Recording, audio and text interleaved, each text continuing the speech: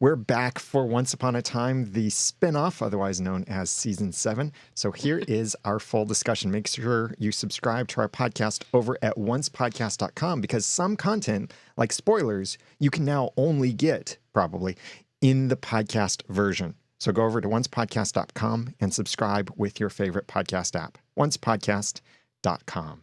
And now here we go, back with our podcast.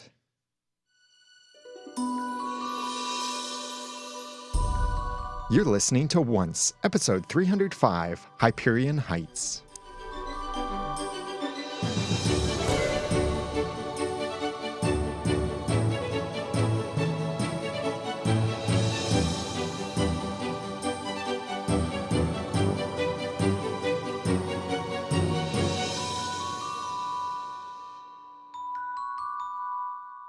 Welcome back to another episode of Once, the unofficial podcast for ABC's TV show and its spinoff, Once Upon a Time, otherwise known as the 7th season. I'm Daniel J. Lewis. I'm Jeremy Laughlin.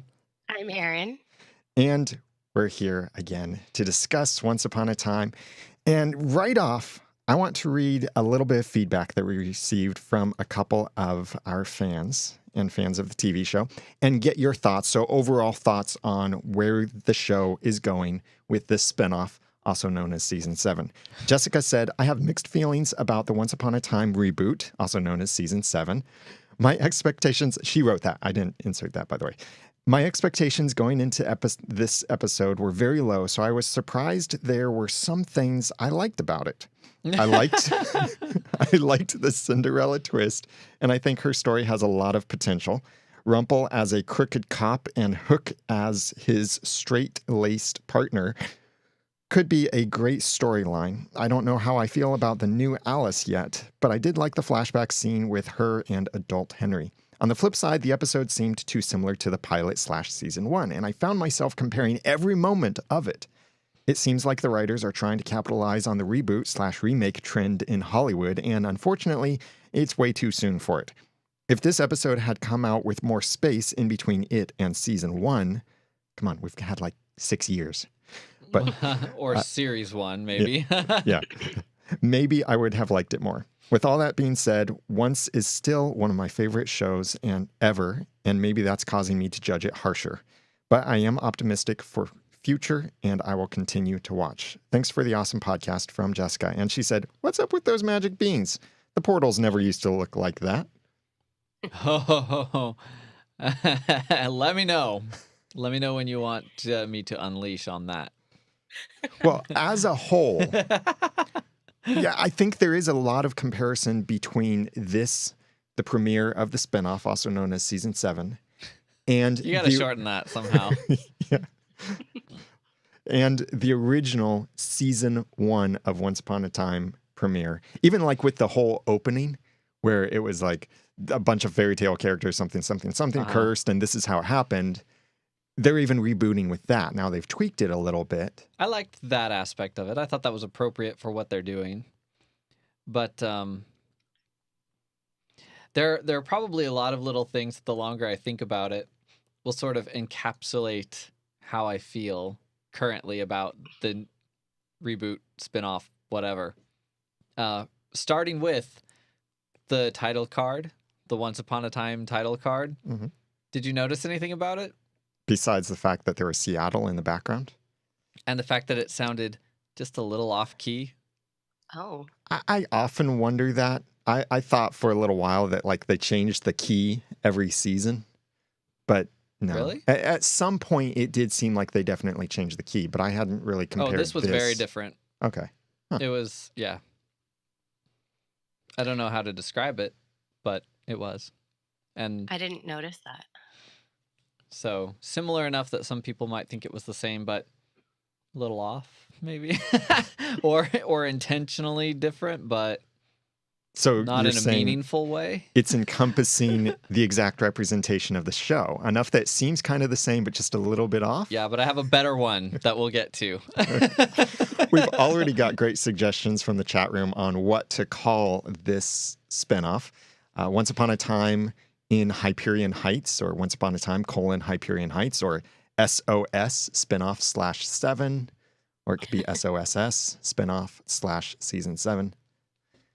It did feel like I was watching a different show, It did. even to the point that whatever the reason, I had to keep going, oh yeah, that's Henry. Oh yeah, that's Henry. Nothing was, I'm sure he was doing a great job, but nothing was evoking memories of Henry. Possibly partially because, as important as Henry was to the first 6 seasons, he wasn't probably the character with the largest amount of screen time, especially in his older years. He didn't have a lot of screen time, and he changed the most because he was growing up. Right. I didn't like that I like Jared Gilmore. I think he's a good actor. I didn't particularly like that they had him come back for that opening scene because if he's done high school and thinking about college, he's already grown up. And they could have just used this same actor who's playing new Henry.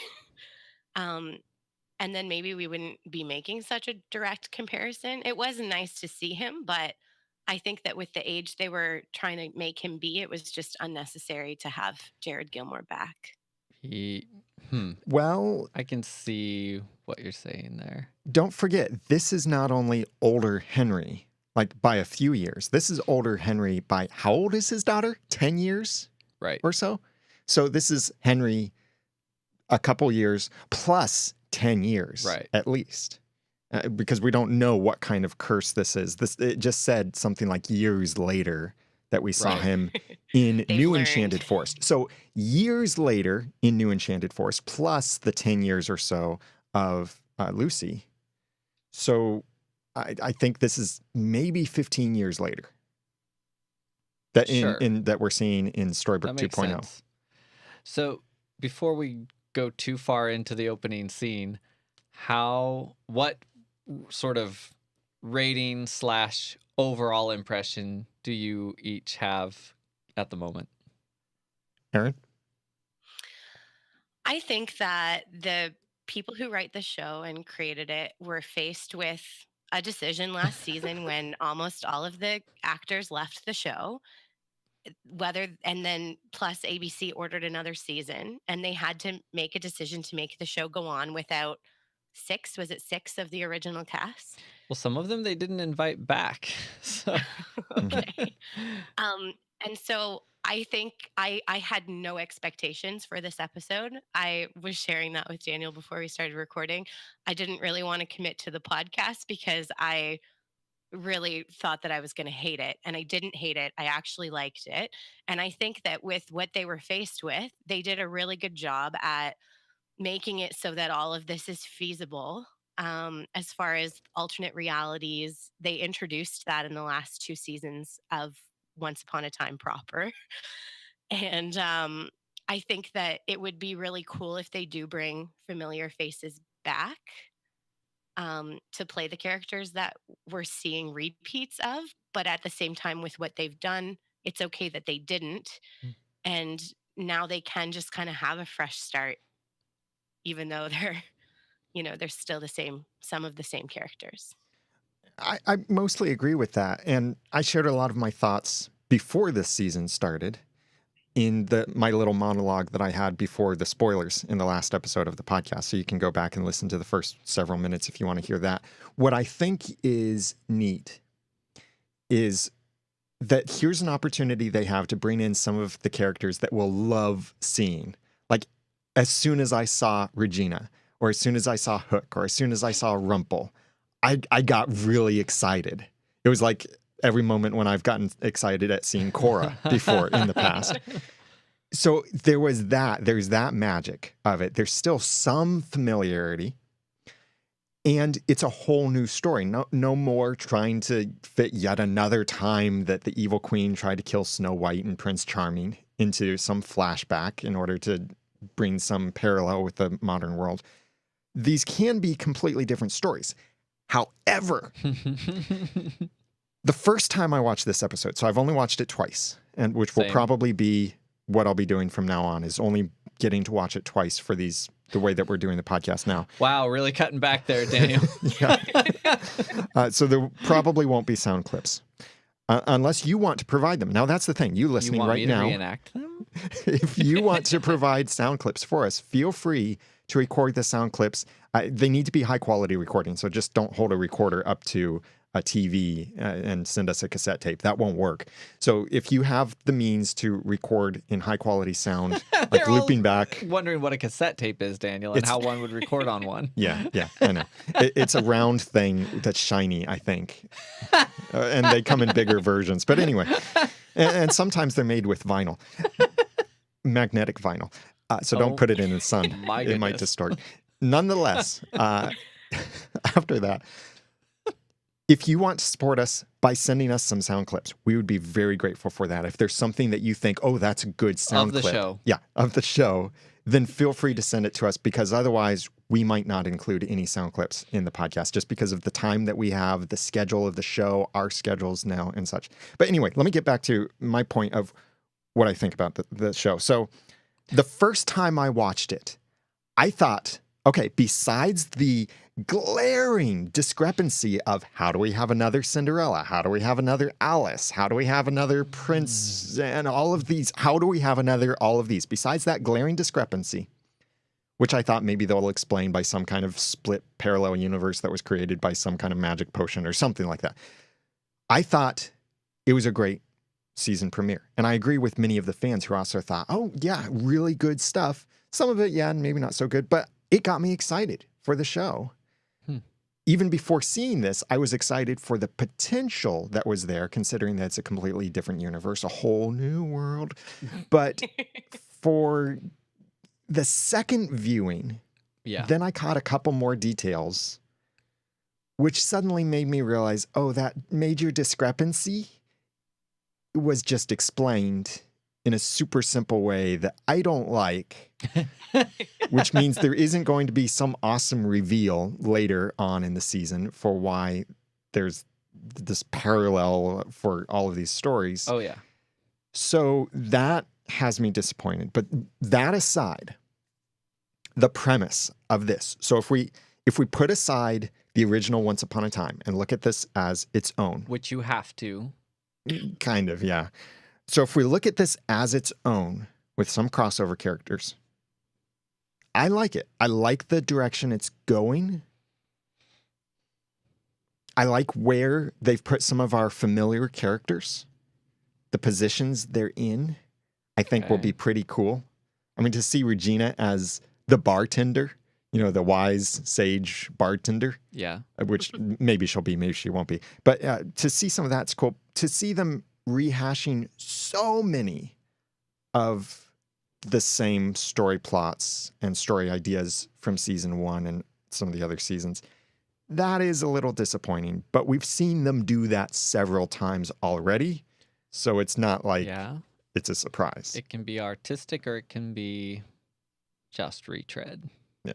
Did you have something to add before we dig in deeper? I'm trying to decide on a numerical rating. You could go with stepsisters. You could go with random glass slippers, awkwardly glass-eyed trolls under a bridge. There's probably a whole world in that eye. You could go with headless horses. Yep, but the number itself, I will say 3 out of 10. Whoa. With a possible bump to 4, simply because of Lana Paria's monologue at the end. Wow. Jeremy might very well be leaving the podcast, ladies and gentlemen. Which, actually, let me say, is true because, I mean, everybody's schedule.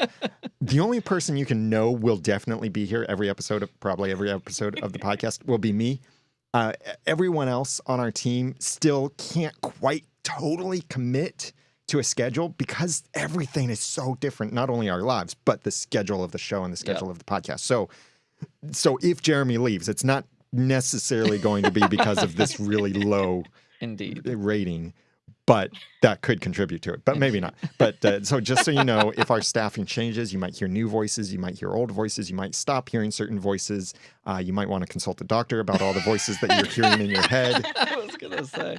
In any case, stuff may be changing. Yeah. Still with the podcast. But the schedule will be the same. Monday nights, 7 p.m. Eastern over at oncepodcast.com/live. So I do want to explain briefly my journey to this episode, which is in 3 important steps, I think. Ooh, 3 to 4 going important on a steps. journey. Yes. We Pretty short journey, actually. we all got the little previews that we had of this season in the finale of last season. Right. And I may have even explained some of it in our previous episodes, but my headcanon, as they say, for what explained those scenes was so big and different. And it was something that I just really, really wanted to see. So in my head, and it's partially true, I guess, but I thought this is Henry. He grew up. He just decided to go live in the Enchanted Forest at some point. He had a family. And now it's another time of upheaval in the Enchanted Forest. I thought maybe they were fighting ogres again, or they were fighting dragons, or something chased him. And I don't know, because I think the scenes of him running and giving the book to Lucy and all that stuff that we got in the finale was better than anything in the premiere, personally. I then sort of over the summer stopped being spoiler free, largely because I was following Once ABC on Instagram, and they don't know the meaning of the word spoiler free, or the term. And so I went ahead and I actually watched the sneak peek a few weeks ago, which was essentially the first 3 minutes of this episode, minus the intro wording. So I saw the scene with Regina and Henry, and so I've had some time to mull that a little bit. I will say they did even cut a line out of that before they aired it, which was about August teaching him to ride, and Regina being more worried about him being on the bike than leaving. But so here's the thing. Aside from the fact that magic beans have never looked that way before, and that it actually looks identical to portals that they've been using in the Marvel Cinematic Universe, most notably to movie watchers as Doctor Strange's portals. And I wondered where I'd seen those portals. And also, although I haven't seen that movie, used it in Agents of S.H.I.E.L.D. in a more recent. And there was reason to feel that maybe the two were connected, but this was just sort of out of nowhere. And I was like, and on a motorcycle? Really? This is trying to be Ghost Rider? What's going on here? And speaking of Agents of S.H.I.E.L.D., shout out to our fellow podcast on Noodle.mx Network. Welcome to Level 7, who is podcasting about the Inhumans show that comes on right before or right after Once Upon a Time. Anyway, same night as right after. That's it, I think. Yeah. So go check out welcometolevel7.com. If you're interested in any of the Marvel Cinematic Universe. Yep, they do a good job. In fact, I really need to hear what they say about Inhumans. So I've had some time to sort of prepare for what this is going to be. And so my expectations were actually kind of low, and still are. But so the original premise of Once Upon a Time, and the thing that made it sort of magical, was the idea, exactly the way the episode opened, that these characters that we've all thought we've known are real, and they ended up in our world, and here's how it happened. And so, through the years, we've thought, well, I guess we have stories about them through some sort of magic, but of course there are different versions, because those stories have been retold sometimes just verbally throughout, like, around the world. They've been passed from one culture to the next, and they change a little bit, like telephone game, but it's still about these real people, turns out. That was the premise of the show, and now we're supposed to believe, I suppose, that every time the same character's been talked about by a different culture in a different language, in a different version, that's somehow a new story. So what we've shifted from is stories in our world that were born out of a real place and real people from that place to, as they started saying in the finale, how did they put it? The realms of story. Oh, I don't remember now. And it all feels so much more. It's not that it's more make-believe. It's harder to suspend my disbelief for the new premise. And it sort of cheapens the original premise for me. And I'm kind of getting this off my chest now because obviously this is where we are. So I don't want to talk about it every week about how the whole show doesn't make sense because premise, this is the premise. But I'm just conscientiously objecting to the premise change because it's not a thing where and maybe they're shifting that way, but the author even was supposed to be someone who records, not creates. But they're almost making it like, oh yeah, if there's a book about it, it's a whole nother world, even if it's kind of got the same characters, which is strange. And as big a world as they have to draw on, even if they're going for all stories, why retread the same characters that they've already done and the same stories? Even though I think they've done a better job with the whole Cinderella thing this time, it's still the same series, and we're talking about doing the same story again. And the same characters, and it's strange to me. A little bit like Once Upon a Time, the Latina edition. Wow. Which, I mean, I say with respect because it's really cool, and I think a lot of people will appreciate this, that this time they are bringing in people of different skin colors and ethnic backgrounds to play major, recurring, important good guy roles, which I think is cool that they're getting a little more diverse in that sense. Which, I mean, for that whole argument, I still present Lana Parrilla. But, yes, I see the point. And it would have been great if they'd started here. If this had always been Cinderella and her stepsister and her stepmother. And or, everything. What could have been cool? I mean, and we could have suggested this if only they had... #hire the nerd. That's probably going to be the one and only sound clip you'll hear this whole episode. But if they'd hired the nerd or hired me or hired someone, what I would have thought of as a way to have these same characters. And first of all, I would have said, no, don't use the same characters. Do something different. But what I might have suggested is, what if some villain who casts your curse again, since you always have this obsession with curses that that bind people to towns and town lines, and bad things happen if you try to leave and all of that stuff. So you still have that villain who casts that curse.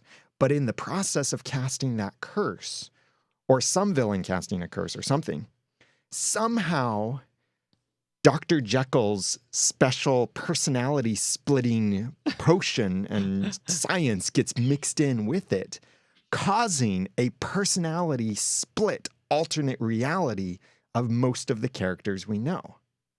I mean, because when you look at the characters so far that we've met, aside from the evil stepmother, the characters are kind of morally flipped. Alice is now seemingly a bad girl, and Cinderella is seemingly a bad girl, and seemingly. Ish. Yeah, ish, I know. I mean, I was definitely having flashbacks to Ashley with the shotgun when the new Cinderella is running after a prince with a knife. Yeah, that's right. Cinderella with a shotgun. I sometimes forget certain things like that. Even though that was the one and only episode of season 6 that had commentary to it. So I did watch that one. Not that you're bitter. Yeah, not at all bitter. So you saw that one 6 times. And the other thing I wanted to mention, since you mentioned bitterness, is the reason we're critical. Yeah. And I know most of the fans, like when we tweeted out and asked everyone what you thought, and also in the chat room, I'm seeing most of the people are generally positive about this. Yes, we're going to have critiques. And the reason we have critiques, like Jessica said, is because we like the show so much. And Aaron said this before in the podcast as well. Because we like the show, that's why we criticize things. That's why we have such great hopes, because we like it so much. If we didn't like the show or weren't as connected and deep into the show, we probably wouldn't have as many criticisms. I do not watch it only because I do the podcast. I mean, it's It's right now, and maybe for a while, it's felt like a comfortable den in your house, maybe, that's just very comfortable, but you look around every time you're in it and you're like, we need to do some work, but I mean, I'm still sitting in it. Yeah. And I wish that dog would stop shedding. This is great because I'm describing a room that does not exist in my life, but you get the idea. DeAndre sent this feedback about the episode, overall feedback, saying the premiere was a lot better than anticipated. A lot of people apparently had very low expectations. I certainly did. Yeah. DeAndre said, the one thing that caused me to give the side eye is when we first met Lady Tremaine and Drizella. How in the world did she capture a fairy godmother? How did a human capture a magical creature? Well, I'm kind of wearing wondering. cuffs. I'm kind of wondering if Lady Tremaine or the evil stepmother is maybe a witch of some sort. But anyway, maybe they're trying to explain how resourceful she can be, but it just didn't make sense how this fairy, one of the most powerful beings in this universe, is supposed to be so weak and docile next to a human only because they're the villain. Yeah. All in all, good premiere, especially like the end where Cinderella leaves a sign for Henry where he tells her to meet him if she wants to go back to his realm. Her glass lipper basically telling the prince, Henry, to come find her. Nice angle once. Yeah, but I felt like she had to have had at least like 3 to 5 of those slippers. I didn't really understand what was going on. They were just kind of everywhere. They're just her business cards. She gets them, printed at vistaprint.com. And wasn't the carriage crashed right where the portal opened? Yes. If that's where he was headed, why didn't he slow down before he got there? And especially if he was trying to get there by nightfall. He might have been doing some other kind of errand and needed to do that quickly so that he could make it back to this area. Interesting. Anyway, so it felt overall. It sounds harsh, but I can't come up with another word other than lazy. Just to have the first flashback be introduced with another realm. Or a new realm, or whatever, like whatever they said many years ago. Like, you have a chance to start over with the timeline and get it right. In our forums, they're calling it the new Enchanted Forest. If it's that, it might not be that. They might not call it that. But yeah, a lot of the dialogue was just very weak. I didn't feel like the story flowed very well, especially on rewatching. I felt like there was forced momentum. I kept finding myself in the middle of scenes that were, nothing really pulled at my emotions. It was like I didn't care about anything that was happening very much. Just because they didn't earn it. Not like the pilot thing. Suddenly it's like, and I don't think that it's the actor's fault, because as we keep seeing with this show at various times, they're actors that we've seen in other things. And they don't feel out of place, like, oh, who's that bad actor? It seems to be more the dialogue and maybe some other aspects of production. I don't know what the deal is, but it was just, certain things just struck me as very strange. And I thought the dialogue was pretty good. Really? Yeah. But it didn't, the only moment that I mean, Alice was the only one who really got a zinger that I thought was clever. And Lady Tremaine a couple of times. But otherwise, sometimes the words to me didn't even make sense in the order that they were spoken. Just, I don't know. I think too that if we're wanting to treat this as a new show or a new, chapter of a show that we love, they need to make it a new show. Like, the pilot was very similar to the pilot, like at least the present day stuff. Yeah. And I think I was hoping that at the end, at least, there would be some big change. Like, even if the curse broke right away, and then they could go and like make it a totally new show. Like, if they're going to just repeat season 1 2.0 style, that's not going to be entertaining for us. Like, we already lived that. We already watched that. We've already podcasted about that. Like, they need to make something different. And I know they did that in the flashbacks as far as the Cinderella stuff, but not really, because all they're doing is telling a love story like the Which, same way they always have. well, but not the same way they always have, because I didn't get it. I didn't understand. I was like, what's happening? I mean, yeah, you guys are giving each other gooey-eyed looks, but I don't know why. There was nothing that evoked it. There was no situation. There was no real clever banter. I mean, the motorcycle thing, I guess. It felt rushed. And I actually had to go back and look at the pilot. I was like, when they said, here's how it happened in the pilot, that was the story of how it happened. True. They did everything in the pilot so much the way that I expect shows to be. They cut pieces out in a way that made sense. You got the idea from the bit of dialogue that you had. They made big time jumps. You saw everything from waking Snow up through the wedding, through the casting of the curse. It literally was how it happened. It was a big story, and they did it in 42 minutes. And here they're doing kind of more what they've done on the recasts of the curse. I say with an eye roll. So in this case, like with season 1, it was like, here's how this happened, back cover of the book that gives you the overview of everything. Almost. Whereas here in the spinoff, it's here's how it happened, chapter 1. Yeah. Yeah, exactly. And I had to ask myself, what's happening here that I care about, and what questions do I have that make me want to watch next week?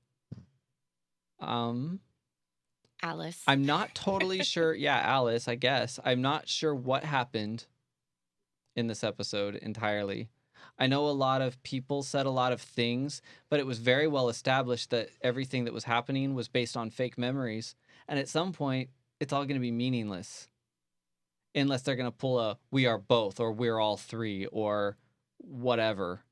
Because Ronnie's not real. She doesn't care about a bar. The, police, yeah. So, I mean, presumably at some point the curse goes away and people are like, oh yeah, we don't live here. What community are we fighting for? That's strange. Matthew Paul has said this before, and he put it in the chat room. He thinks it'll be a lot like Star Wars The Force Awakens. It'll echo a lot of the original. I don't really want to see that, but if they do it properly, I guess it will be okay. What I'm hoping is that it will start out similar and then take some kind of big shift. Well, see, that's my fear too, is that the twists that are left are potential for it to be even stranger than we know. Like, maybe this is actually Rhonda and not Regina. Maybe these are people. And I have a whole hypothesis based around one thing Alice said. Should we talk about Alice? We'll get to Alice in a moment. So that was our introduction. I was going to say, I feel like we're on an introduction still, so I don't want to get too far ahead of myself.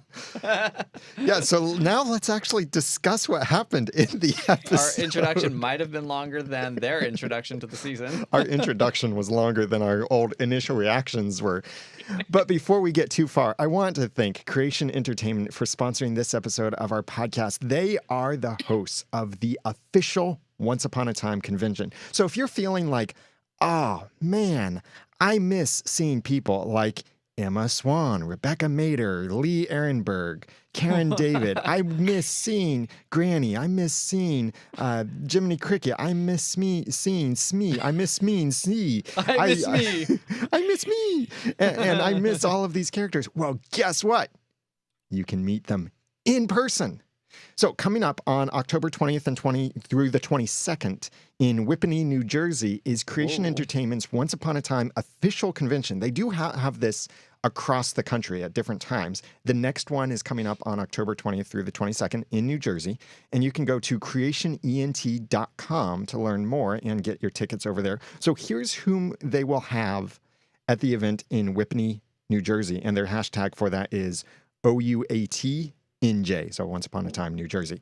So at the Whippany one, which I just love saying, Whippany, they'll have Lana Priya, Regina, Jennifer Morrison, Emma Swan, Rebecca Mader, Zelina, Wicked Witch, Colin O'Donoghue, Captain Killian Hook Jones, Lee Ehrenberg, who plays Leroy and Grumpy, Karen David, who is Jasmine, Gil McKinney, who is Prince Eric, Beverly Elliott, who was Granny, Chris Gothier, who was Smee, Michael Coleman, who was Happy, and Wow. Raphael Sabarge, who is Jiminy Cricket, and Dr. Archie Hopper. Here's your chance to actually have an appointment with Dr. Hopper. He'll be signing autographs, taking photo ops with fans. So a bunch of these will be on stage, sharing things, answering questions. Some of them will be available for photographs. Some of them available for signatures. Some of them can even sing with you. Yeah, there can be all kinds of fun to be had at the Once Upon a Time official convention. So you've got to make it over there. We are planning to go to the Chicago event in 2017 because that's more that works better for our schedules and travel distance and everything. But we would love to hear from you if you make it to any of the Once Upon a Time official conventions or you've made it in the past. Please send us your feedback and get your ticket for the one in Whippany, New Jersey, or any of the others that are coming up. Go to creationent.com to register, learn more about the conventions, find out everything that's available at the convention, all the fun that you can have. That's at creationent.com. And thank you, Creation Entertainment, for sponsoring this episode. So now, That sounds amazing. it will be. Joyzy. Back to Once Upon a Time. That's what Aaron got out of it. I've met some of them before. It's fine. Oh, wow. Okay. You're good friends with them. You sang together. Okay, let's not go overboard.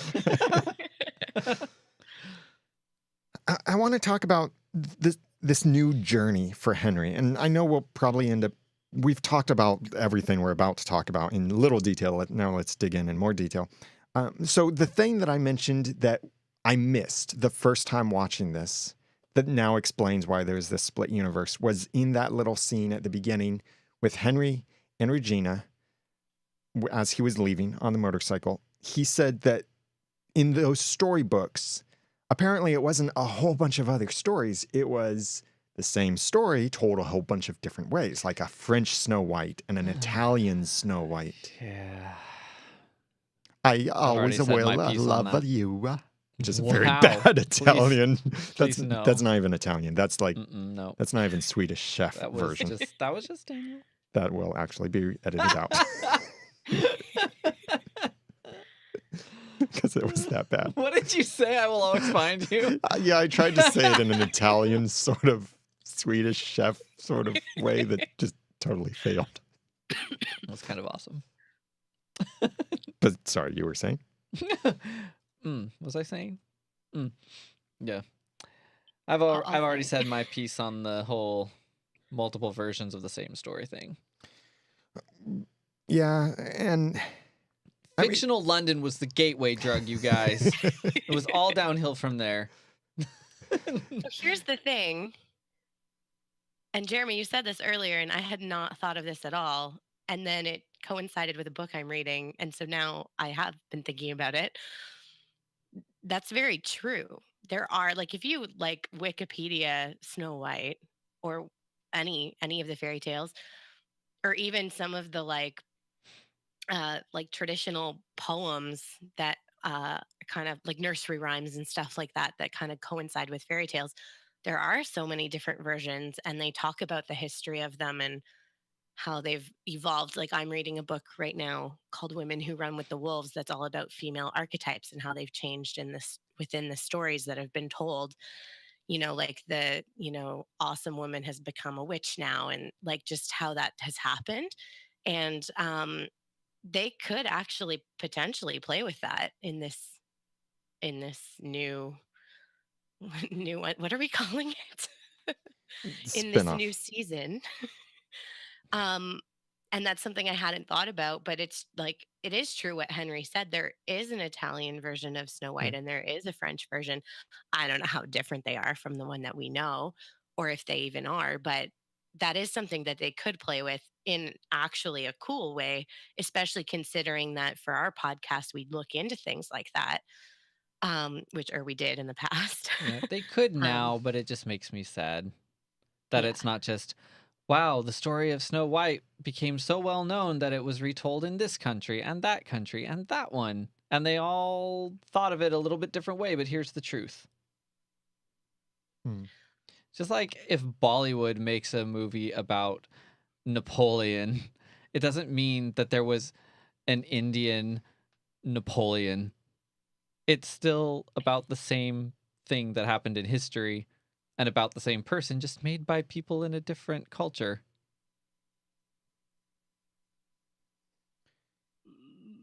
Yes.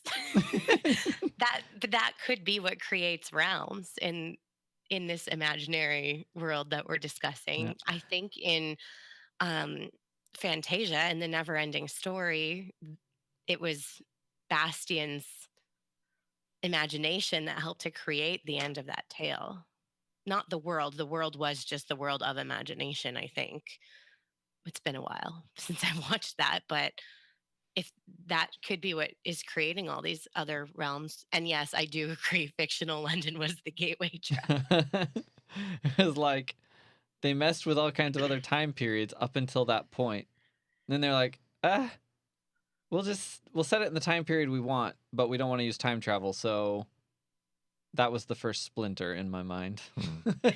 They up to that point it was like if a time period or a location didn't make sense, they just rammed them all together in the Enchanted Forest, and that worked really well.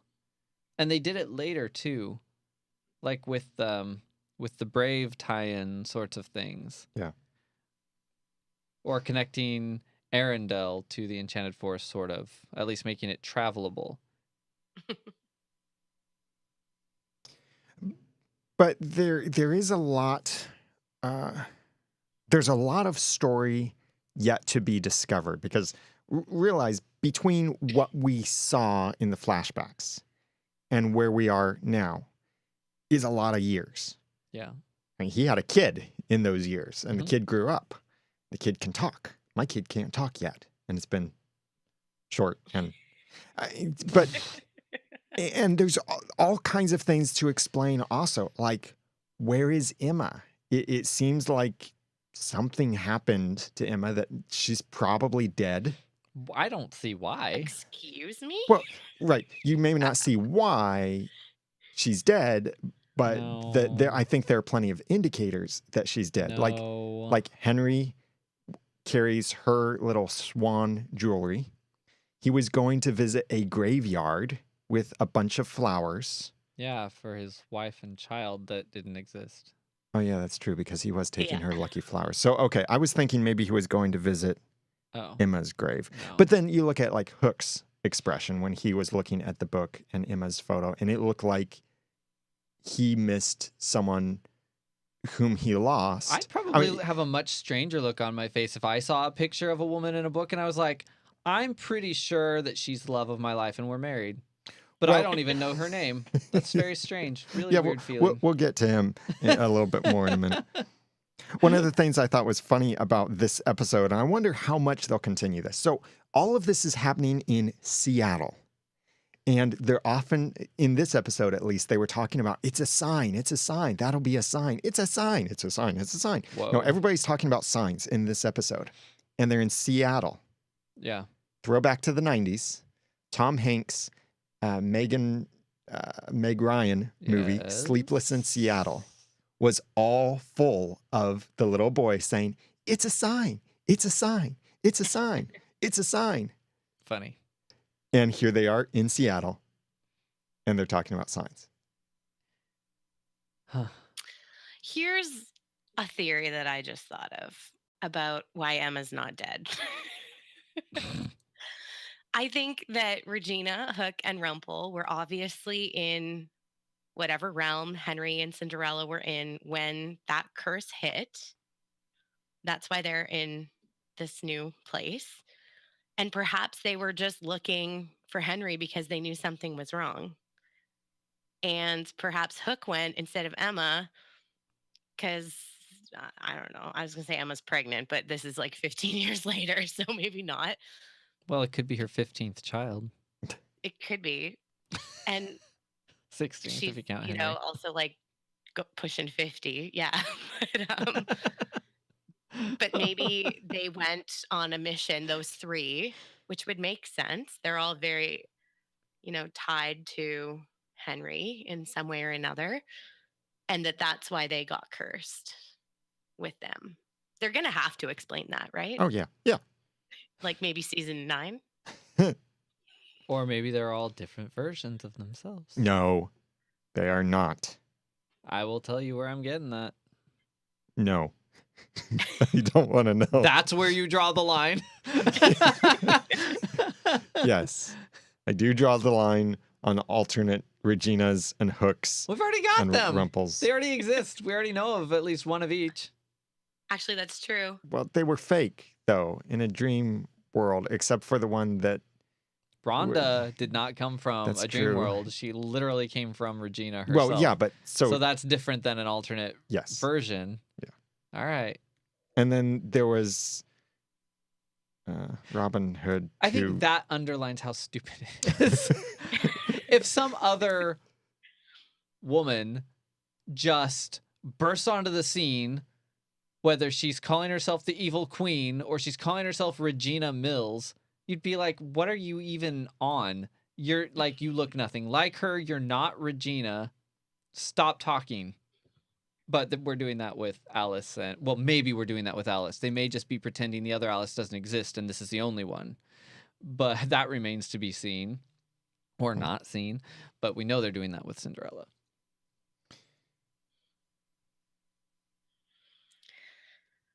I'm making a note. That's why I'm silent.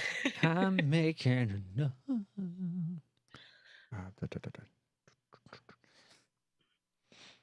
Well, and there's this book that he wrote, which is apparently the stories of everyone else. And that we know that book ended when Once Upon a Time ended before they gave us the spinoff. Yeah. Because we saw Lucy reading it, and the last words of that book, like I predicted for years, was, and they lived happily ever after. But apparently in this episode, Lucy referred to the book that Henry wrote. And in the last chapter of that book he wrote is when he meets Cinderella. So his book, Yes. or his knowledge of what actually happens doesn't seem to last for very long. What do you mean? Unless it's just he retired as a writer, and maybe he passed on the writer title to someone else. But what I mean is, if he meets Cinderella in the last chapter, Yes. but several years have happened since then. He had a daughter. He had life with that daughter, and some great upheaval happened, and they had to flee, and he gave her the storybook and said, this, I'm referring to the stuff that happened at the end of Once Upon a Time, before we got the spinoff, otherwise known as season 7. Oh my gosh. So there's all of that other stuff that apparently he didn't write down. Maybe he's no longer the author. Or maybe it was written in the same writer's room as several years later. Who knows how long a chapter... I believe I could hear that answer coming out of their mouths. Who knows how long a chapter is in one of Henry's books?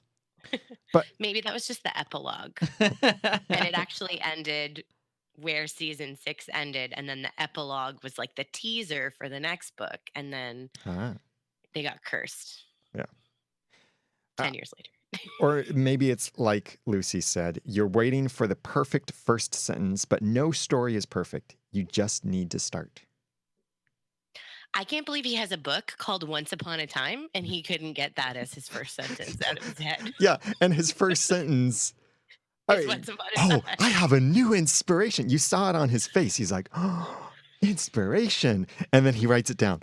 Once upon a time. Brilliant, guy. You've got an Emmy Award winner there, or a Pulitzer Award winner there. Great opening line. I'm still trying to okay, and this is where we get to some of the other pieces that bugged me. The questions I have aren't the right questions. Like, I understand there's nothing mysterious about the book. I guess her book in everybody's minds was written by Henry Mills. Yeah. Yeah. So doesn't that mean there should be many copies and it's published and everybody knows it?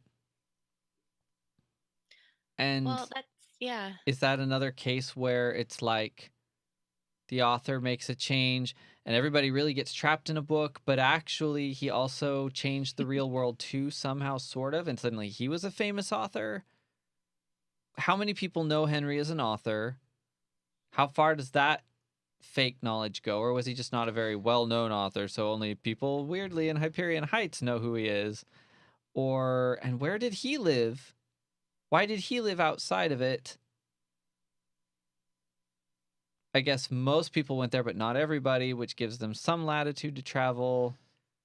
Probably he's probably this spinoff's savior. And so when the evil stepmother, Lady Tremaine, whatever her new enchanted forest name is, when Victoria decided to curse everyone, she probably decided, I want him to be extra far away. There's no little sending him through the wardrobe on this one. I'll curse him to Seattle, just down the street. Curse him to Seattle. Oh yeah, I guess he was kind of downtown Seattle, wasn't he? Yeah. Yeah. So, like, some of those little details just seem so muddy to me that I'm still thinking about them because I don't quite. It's like, why was that a necessary detail, even that he published the book and now believes that they're all stories? Why does he have his memories at all? So, I mean, that way I guess he doesn't have to get the book and read the book. Well, And it makes sense to him. It makes sense of why this girl would come see him. Because with Emma, she knew she had a son. She just didn't believe at first that he had actually found her. He doesn't remember having a daughter that's alive at all. So I guess that's supposed to maybe explain to him why this girl would come find him, because he's an author and she read his book and she believes it's real. But none of that felt really clear as to if that's where their mindset was supposed to be or something. I thought he let her in way too easily, but she wasn't quite as bargy as Henry. It was all very strange to me. They did leave out the savior, now that you mention it. Yeah. Like in the pilot, I think, if I'm remembering that far back correctly, Henry knew that Emma was the savior. That's why he came to find her. Like he said, you're going to bring back the happy endings. And Rumpel even told Snow and Charming that their baby, in the flashbacks, that their baby was going to be the savior. I think they even used that word. Yeah. But this new curse has no talk of a savior. Well, we don't know anything about the new curse yet because they didn't really give us how it happened. Yeah. Oh, right. Well, and Lucy's main thing was your family needs you. You need to come back to your family. And you look at who is in Hyperion Heights that we already know, and it is Henry's family. His mother, his stepfather, is that what it would be to him? And then his grandfather, however Rumpel is related Actual to him, grandfather. his wife, his daughter. It's his family. So everything is connected around he needs to save his family. So it kind of makes me wonder, with the exception of Alice, whom we'll get to in a little bit talking about her, but with the exception of her and then the stepmother, I wonder if all of the other characters are not even fairy tale characters, that only the people who were cursed are Henry's family. And this is all about some kind of vendetta that Lady Tremaine has against Henry's family and Henry meddling in her affairs, since she apparently had some vendetta against the prince. It will probably be a little bit muddy, just like the original curse became, going from essentially everyone in the realm to the point that we all wondered if the Enchanted Forest even still existed, and so did they, to then there was like a bubble and some people were protecting. It was like, well, it was like Regina picked who to bring. Like, okay, whatever. It'll probably be kind of like that. I think that the neighborhood will be full of people who are from wherever, since we don't know where anybody's from anymore. And they're being slowly replaced because Belfry is having people move in and And they're sending gonna other people scatter. out, and it's Ah, scattering true. them somehow. True. Which that's the biggest piece of mechanics of the new curse we really got. Except for how they couldn't leave. Well, So how is she sending people in my out mind, if they can't escaping leave? to an island that's technically probably part of the city is not the brightest plan. And it could be like the old movie where the guy was on the TV, on a reality TV show. I've forgotten the name of the movie. It's the guy's name. Truman Show. Yes, The Truman Show. It's maybe like that where, yeah, the curse does extend to there, but we have to go through some complicated ordeal to ensure that no one actually gets to the edge of the curse and discovers that there is indeed an edge. Well, what I don't understand is if Belfry's getting people to leave, then why can't they leave? I guess certain people can't leave. It could be some weird thing that she's raising some kind of army here in Hyperion Heights. I don't know. That sounds really ambitious. Well, a lot of the answers will be in the new realm from years later or years ago. And that's where I want to move then on to discussing. So we've got a new Cinderella, new other things. But one of the big things that stood out to me from the flashbacks in the new realm is every Once Upon a Time series opening needs a great sword fight. We got it at the very beginning of Once Upon a Time with David holding baby Emma and having that awesome sword fight while carrying the baby. And here in the opening and the new first episode of the spinoff, we got a cool sword fight with some clever techniques. I mean, who would have ever thought to slide belly first on the floor with a sword? I would. But it was a pretty cool sword fight. Like Henry's sword fighting technique, very interesting. Like he would often flip the sword around and hold it like upside down and fight that way, which just some of that stuff was cool, some cool cinematography. Yeah. So I thought it was a neat sword fight. It was. It just, I think that I was too distracted by the things leading up to it that were not making sense.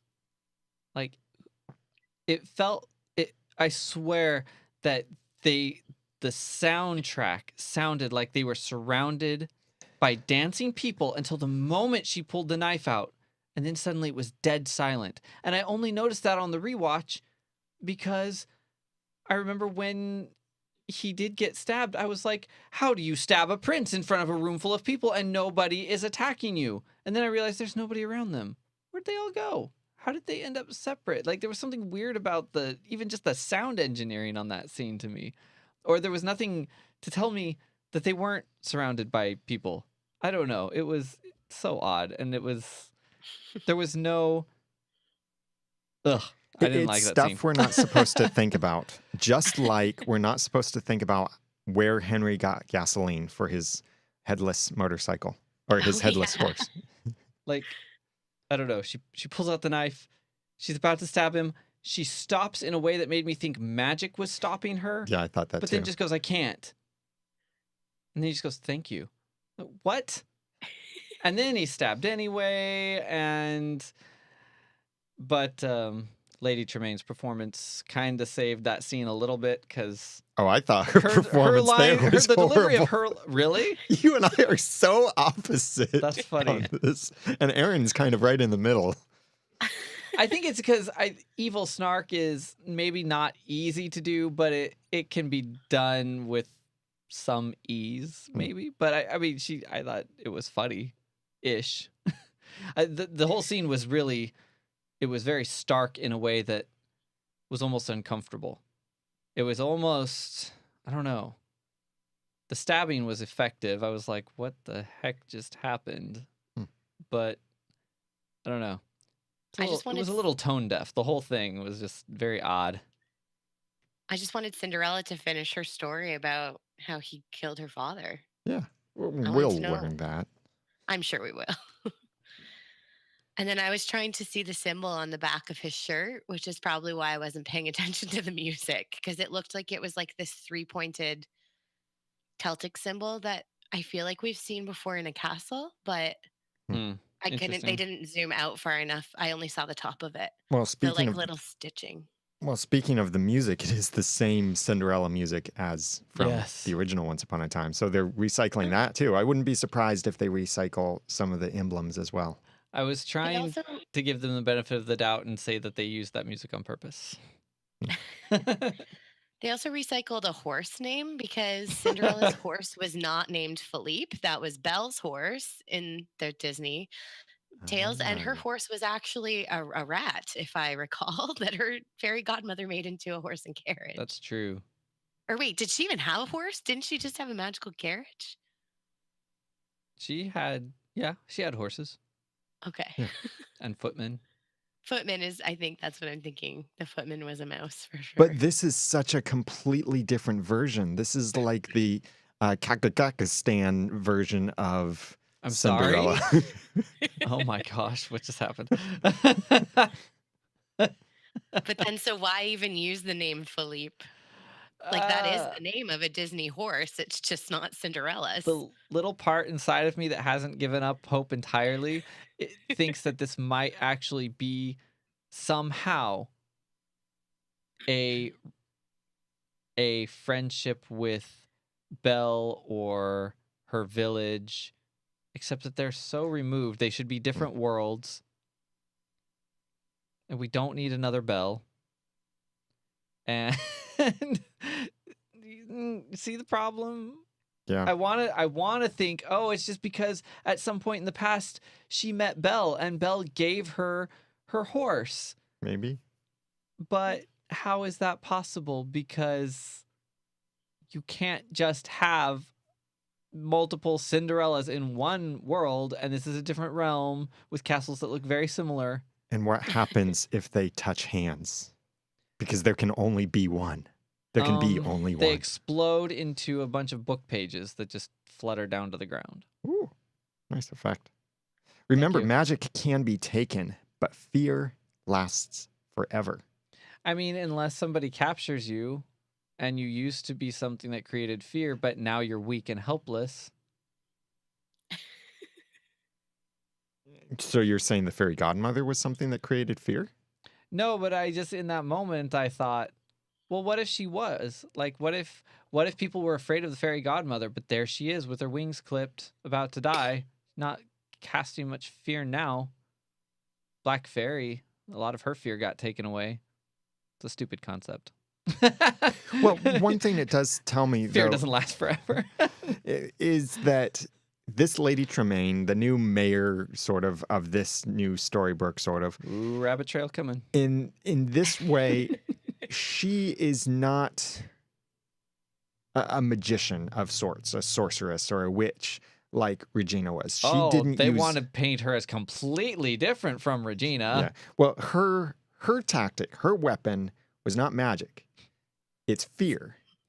And she is here in Hyperion Heights. She's kind of taking the role of both Regina and Rumpel. Love is weakness. I mean, magic can be taken. She owns the town, and she rules the town. So in Storybrooke, like One Street. well, Did you notice that Ronnie's was like half a block from the police station? Yeah. It's like Granny's. Dope. But she's using. I did not even make any kind of connection like that. That's awesome. She's using money, right? Like, and her, tactics are very similar to kind of what's going on with our world right now. As far as just developing neighborhoods, being like businesses being bought up because they want to build condos. Like, I don't know if that's what happens in your guys' city, but that's what happens here. And so she's definitely like Regina and Rumpelstiltskin because she's using money. I'm assuming she was going to buy Ronnie's bar. And it is one of those classic stories from, I can't think of actual movies that have used this, but I know it's happened a lot, where, the developer is the evil character of the Yeah. story who wants to build a neighborhood on that land. That was let's make the Meg Ryan connection again. That was You've Got Mail. Oh, okay. Yeah, You've Got Mail. Also, movies like Avatar. Well, not building a neighborhood, but certainly pushing out the indigenous people. And speaking of indigenous people, we're recording this on Columbus Day, which I know there's all kinds of history and controversy over that and I indigenous stayed off people social and media stuff. all day, and you have to bring it up. So It's Thanksgiving here.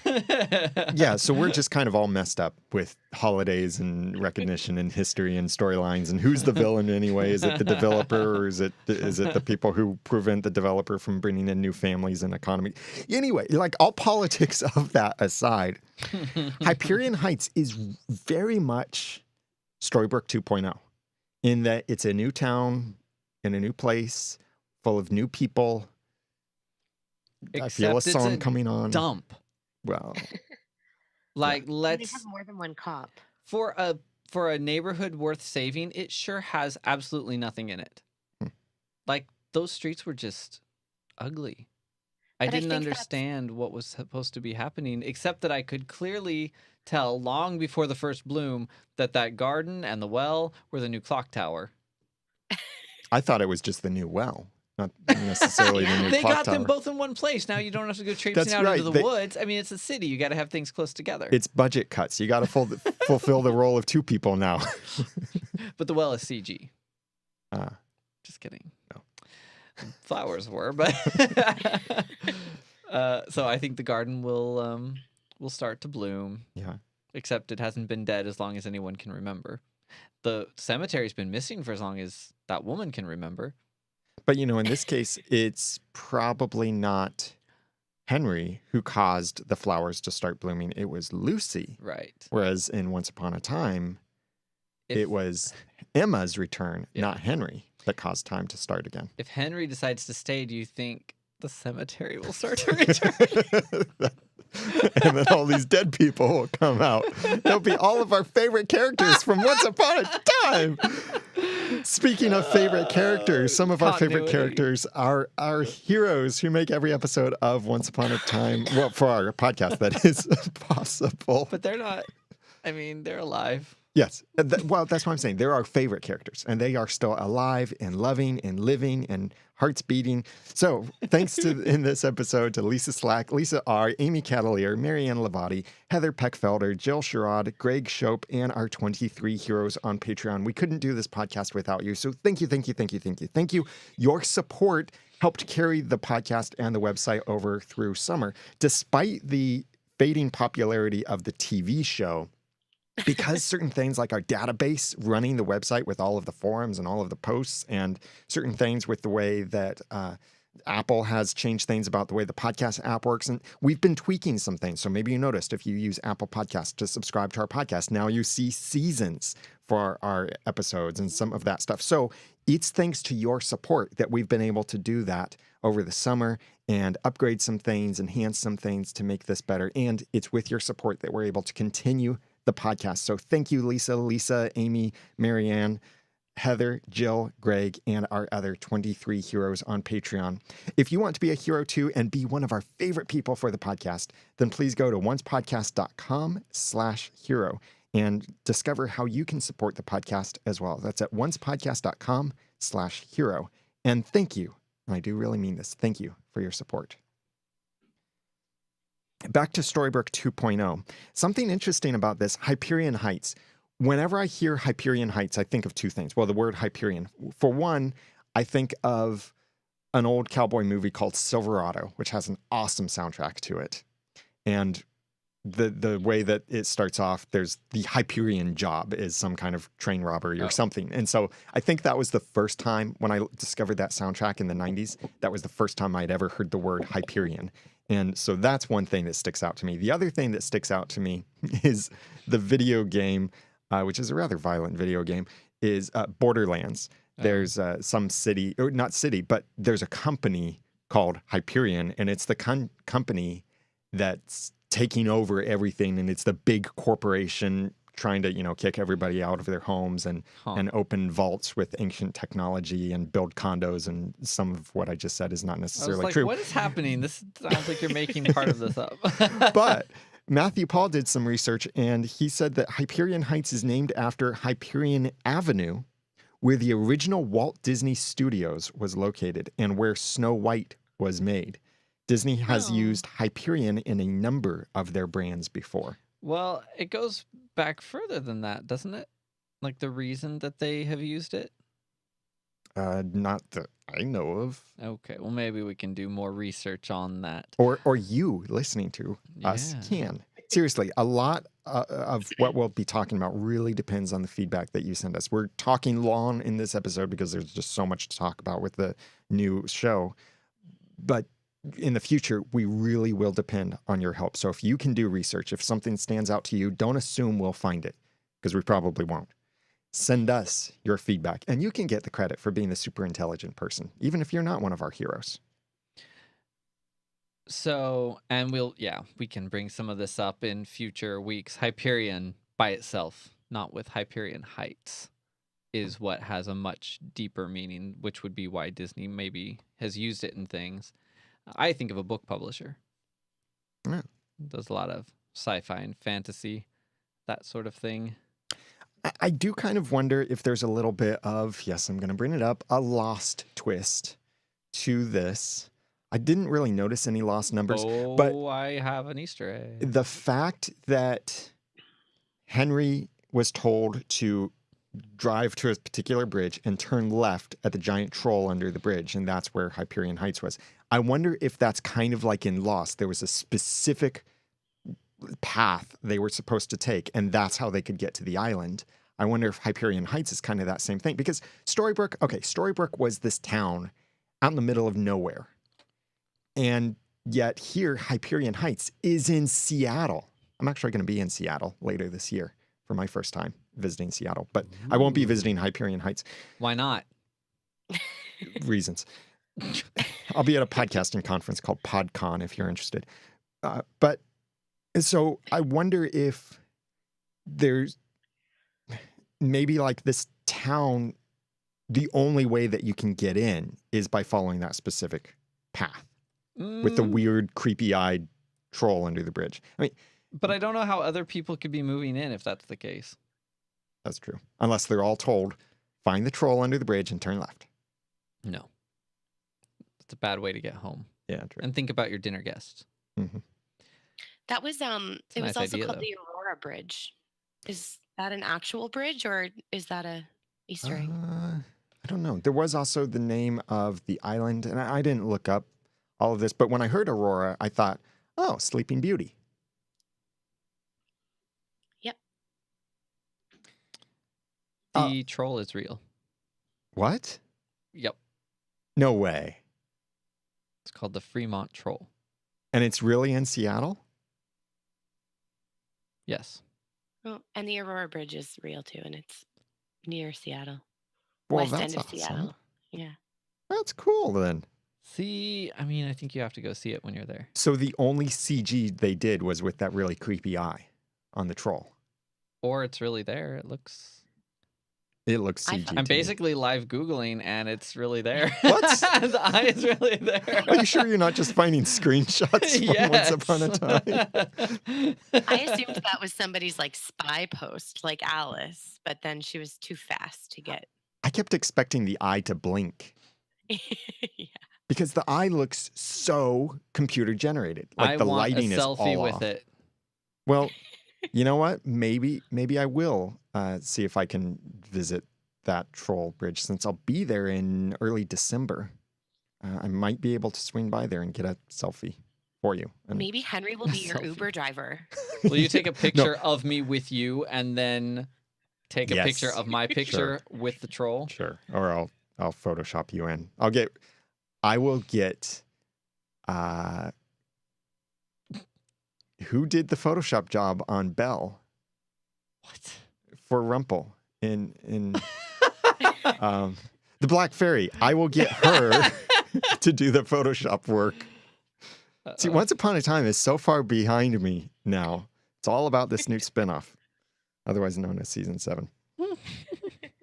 So, bro, that's crazy. I will try. Seriously, I will see. I haven't reserved my flight yet. I will then try to get a flight so I have enough time to visit that location. We'll put a link to Well- the information about the troll in the show notes. Doxson just pointed out in the chat room that it mentions what that eye is. It is a Volkswagen Beetle hubcap. What? Huh. It ate Emma in her Beetle. So Emma's inside that troll? Yeah. Basically. This You is- know that Seattle's only like a 2-hour drive from Storybrooke, right? Do you Well- have a passport? You should add that to your oh, itinerary. I don't know if my passport's still My active. passport has to be renewed, and I waited too I probably waited way too long. long. So coming back to Storybook 2.0, Yep, I think, mentioned, though, that there was an Easter egg. yeah, what is it? Henry's laptop has a sticker at the bottom of the screen that says Geronimo Jackson, which is a fictional band that was throughout Lost. Huh? And at times in Lost, there were posters or t-shirts or whatever, and their album art was mostly a scene from Alice in Wonderland. Oh, that's cool. I did notice, of course, Mr. Cluck's chicken, Right. which is from Lost. What was the sticker on the back of Henry's car? Did anyone notice what that was? I saw it, but I couldn't. Oh, that was Swift. That's the Uber-like Oh, company okay. that they just Okay. didn't want to get the rights to Slash say Lyft. I Lyft did slash notice Uber. that actually. on a different And scene. what occurred to me as I was watching the second time is that it's and here we come to my symbolic icon so far in this pilot episode of the spin-off season 7. He is driving a VW just like his mom, but it is a less notable, less iconic VW. Oh, yeah. So in a sense, this is a new generation of Once Upon a Time, perhaps less iconic and less notable. Yeah. The names. Still a nice car. Pay attention to all of these names for different people because some of them are funny. Like Hook is named Sheriff Rogers, the Jolly Roger. Oh my Oh. goodness. And Rumpelstiltskin is named Weaver. You know, the Well, see, I thought that was a thing, and then I realized I don't know why that's funny, actually. well, like a weaver, like a sewer, but he didn't and weave Rumpelstiltskin anything, did he? was a spinster. He was not a So they're spinster. kind of related. I mean, he was a spinner. They're so a spinner, and well, he spun straw into gold. He weaved straw. He wove it into rope at some point. Yeah. So He always was making those cuffs, those stupid cuffs, for being a creepy husband and tracking his wife. yeah. And so pay attention to the different names. Now, names like Ronnie means song, happy song. So I don't know why Regina has that as her name. There's a And- song in her heart. We're getting another musical episode, you guys. You heard it here first. And Victoria, well, probably people think of Victorian era or Queen Victoria, but the word Victoria is from the same Latin root or it's related to Latin for the word victory or victorious. All I And- can think of are bats in your belfry. or there's a great podcast called Bells in the Bat Free. And that's what I kind of think of. It's a fun podcast. Seriously, go listen to it. Seriously, you guys.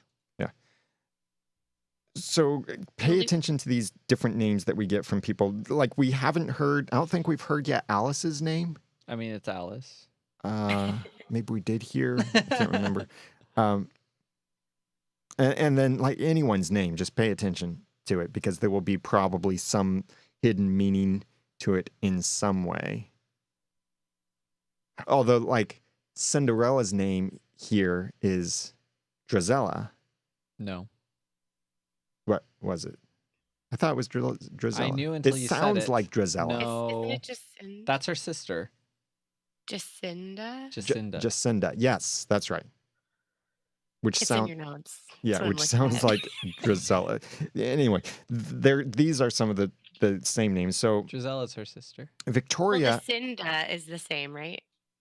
Jacinda, Cinderella, Cinders. yeah, that is It was close. derived from I'm cinders. losing my 'cause she- edge, you guys. And with Victoria being named Victoria, well, I'm guessing that maybe that's her name from the New Enchanted Forest as well. Well, that's what Regina did. Or maybe she gave herself that name because she considers that she's victorious. She defeated everybody.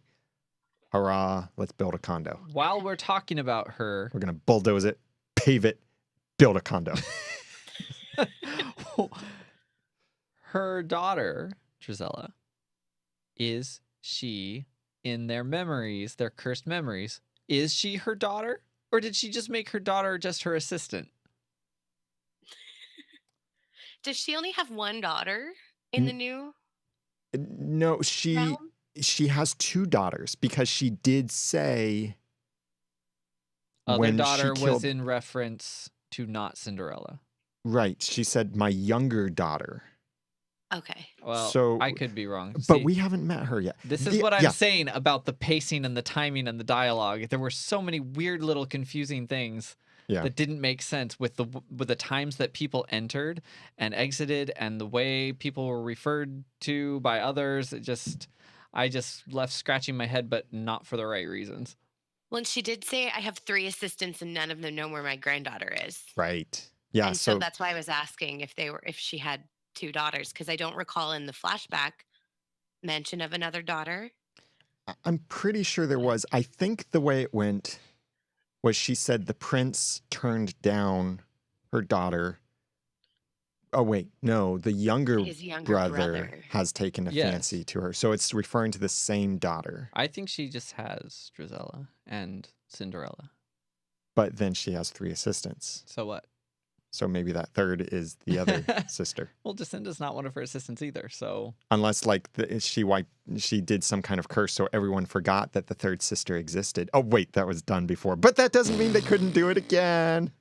well, anyway, the only maybe thing I the was other asking was did she sort of half disown even her biological daughter by just making her an assistant in her company rather than her daughter? Or does she just treat her that way? Because Because she met her at the elevator with Yeah. her coffee and there was no familial connection at all. right. Although she is the only one who's allowed to look Victoria in the eye. Well, yeah, that's somewhat necessary sometimes. I see, and even that, I felt like we were supposed to be surprised, but it came too fast. We saw maybe 30 seconds of Drizella as her assistant before suddenly we were seeing her as her daughter. Instead of like a few scenes, or maybe in the next episode, we finally get a flashback when we're like, oh, it's her daughter. Like how long it was before we were most of the way through episode 2 in season 1 before we figured out that Henry Sr. was not just the evil queen's servant. Yeah. When she finally called him daddy just offhand, we were like, what? Yeah. That's true. Forgot that. I was going to say maybe her second daughter, because Cinderella always has 2 evil stepsisters, is Anastasia, and she's in Wonderland with it, but then it doesn't work because Right. Is there more than one Wonderland? well, there's more than one Alice And Alice. there? and Well, other places. oh no. That's right. That means there have to be multiple Wonderlands now because there are multiple Alices and they are clearly different Alices. It's not just a recasting thing. But they've But not- also dissed the entire fan base by saying we can recast Alice. Nobody watched the spinoff.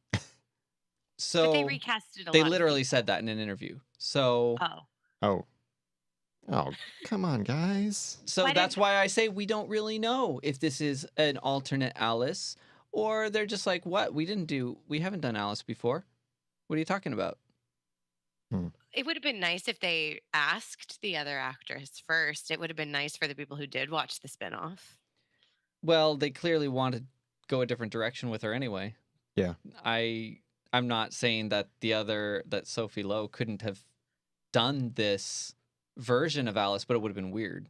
It would have Right. been weirder Yes, that's true. to see her suddenly act different. I think that this actress they got to play this Alice plays that good. part very well. I might be more excited about her than anybody else, to be honest.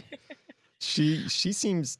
I mean, her connection, and we'll talk about Alice in a little bit. So I'll save that. Once again, if nothing else, this show has accomplished. We are talking way longer than I thought we were going to about this episode. I figured we'd talk at least an hour and a half for this episode. Future episodes, we might not have as much to say, but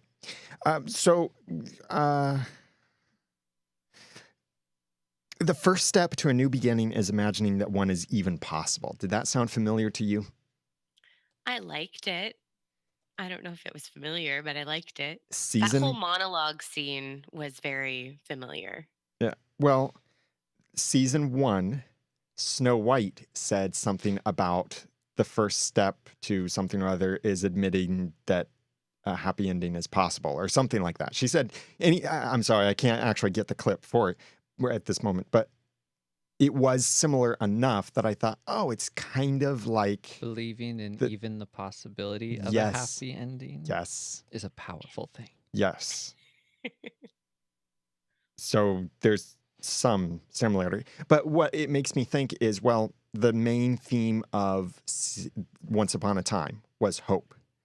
The main theme now of the spinoff is a spinoff of my favorite song from the musical, A Happy Beginning. So this is now that Once Upon a Time has ended and we're getting a spinoff, this is now about something completely different. This isn't about hope. This is about a new beginning. And I think that, so as silly as what my little monologue just was, my main point, my legitimate point here is I think that this spinoff will be about a new beginning, not as much about hope. So I don't think we can assume that everything is going to have some connection back to hope. It'll have a connection to a new beginning, which in many ways you could say is kind of the same thing anyway. Yeah. It's like an alternate reality of the same thing, just like the show. Wow. Wow. How about that, Alice? Are we there yet? Yeah. Yeah, Alice 2.0. So I was ticked off until the line. Which line? You know which one. No, I actually don't. And other places. Oh, yeah, that line. I mean, that I did a 180 on my opinion of a new Alice at the moment she said that. Well, I thought it was a great point, though. One weird trip, and it's all anyone knows about you. And tell me they didn't write that line tongue in cheek. Yeah, true. Oh, And do you think she recognizes Henry in Hyperion Heights? No. Wait.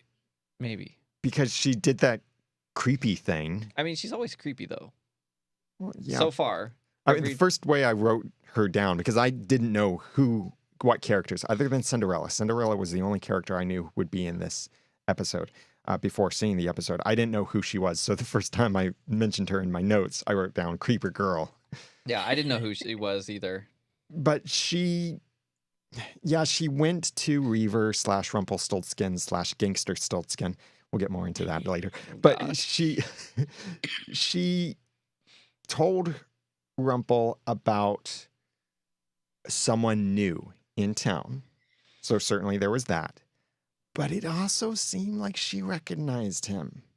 So if Rumpel is awake, maybe she's awake because maybe she's doing Rumpel's biddings. well, and she was in the past, as far as what she said, right? Was that his grandfather, she mentioned Rumpelstiltskin when she gave him the drink in the past and he was passed out or what in that alternate sunk into the basement. I don't really know what happened there. Right? She mentioned Yeah. that Rumpelstiltskin was involved. Right. Hey, they did cut part of that And- out. What'd she do? Pick him up and carry him out? Apparently, or maybe the drink was some kind of psychotropic drug or something that everything he imagined. Because remember, she said, what vines or what chains or whatever she said. And they were just suddenly no longer attached to him, which kind of makes it seem like certain things weren't quite real, or at least not quite Interesting. what they seemed on a journey down the rabbit hole, so to speak. Weird trip. And yeah, he made his way back to the castle pretty quickly. Oh, right. So maybe It might have been all in his head, like a hallucinogenic drug. Yeah, or That maybe is Wonderlandy. maybe they went all Knight Rider the next generation on it and had people travel incredibly long distances in Oh. incredibly short amounts They of did time. do that. Cinderella stole his motorcycle, and he got there before her with a change of clothes. Yeah. The Clothes clothes horse. I know. I almost said it with you.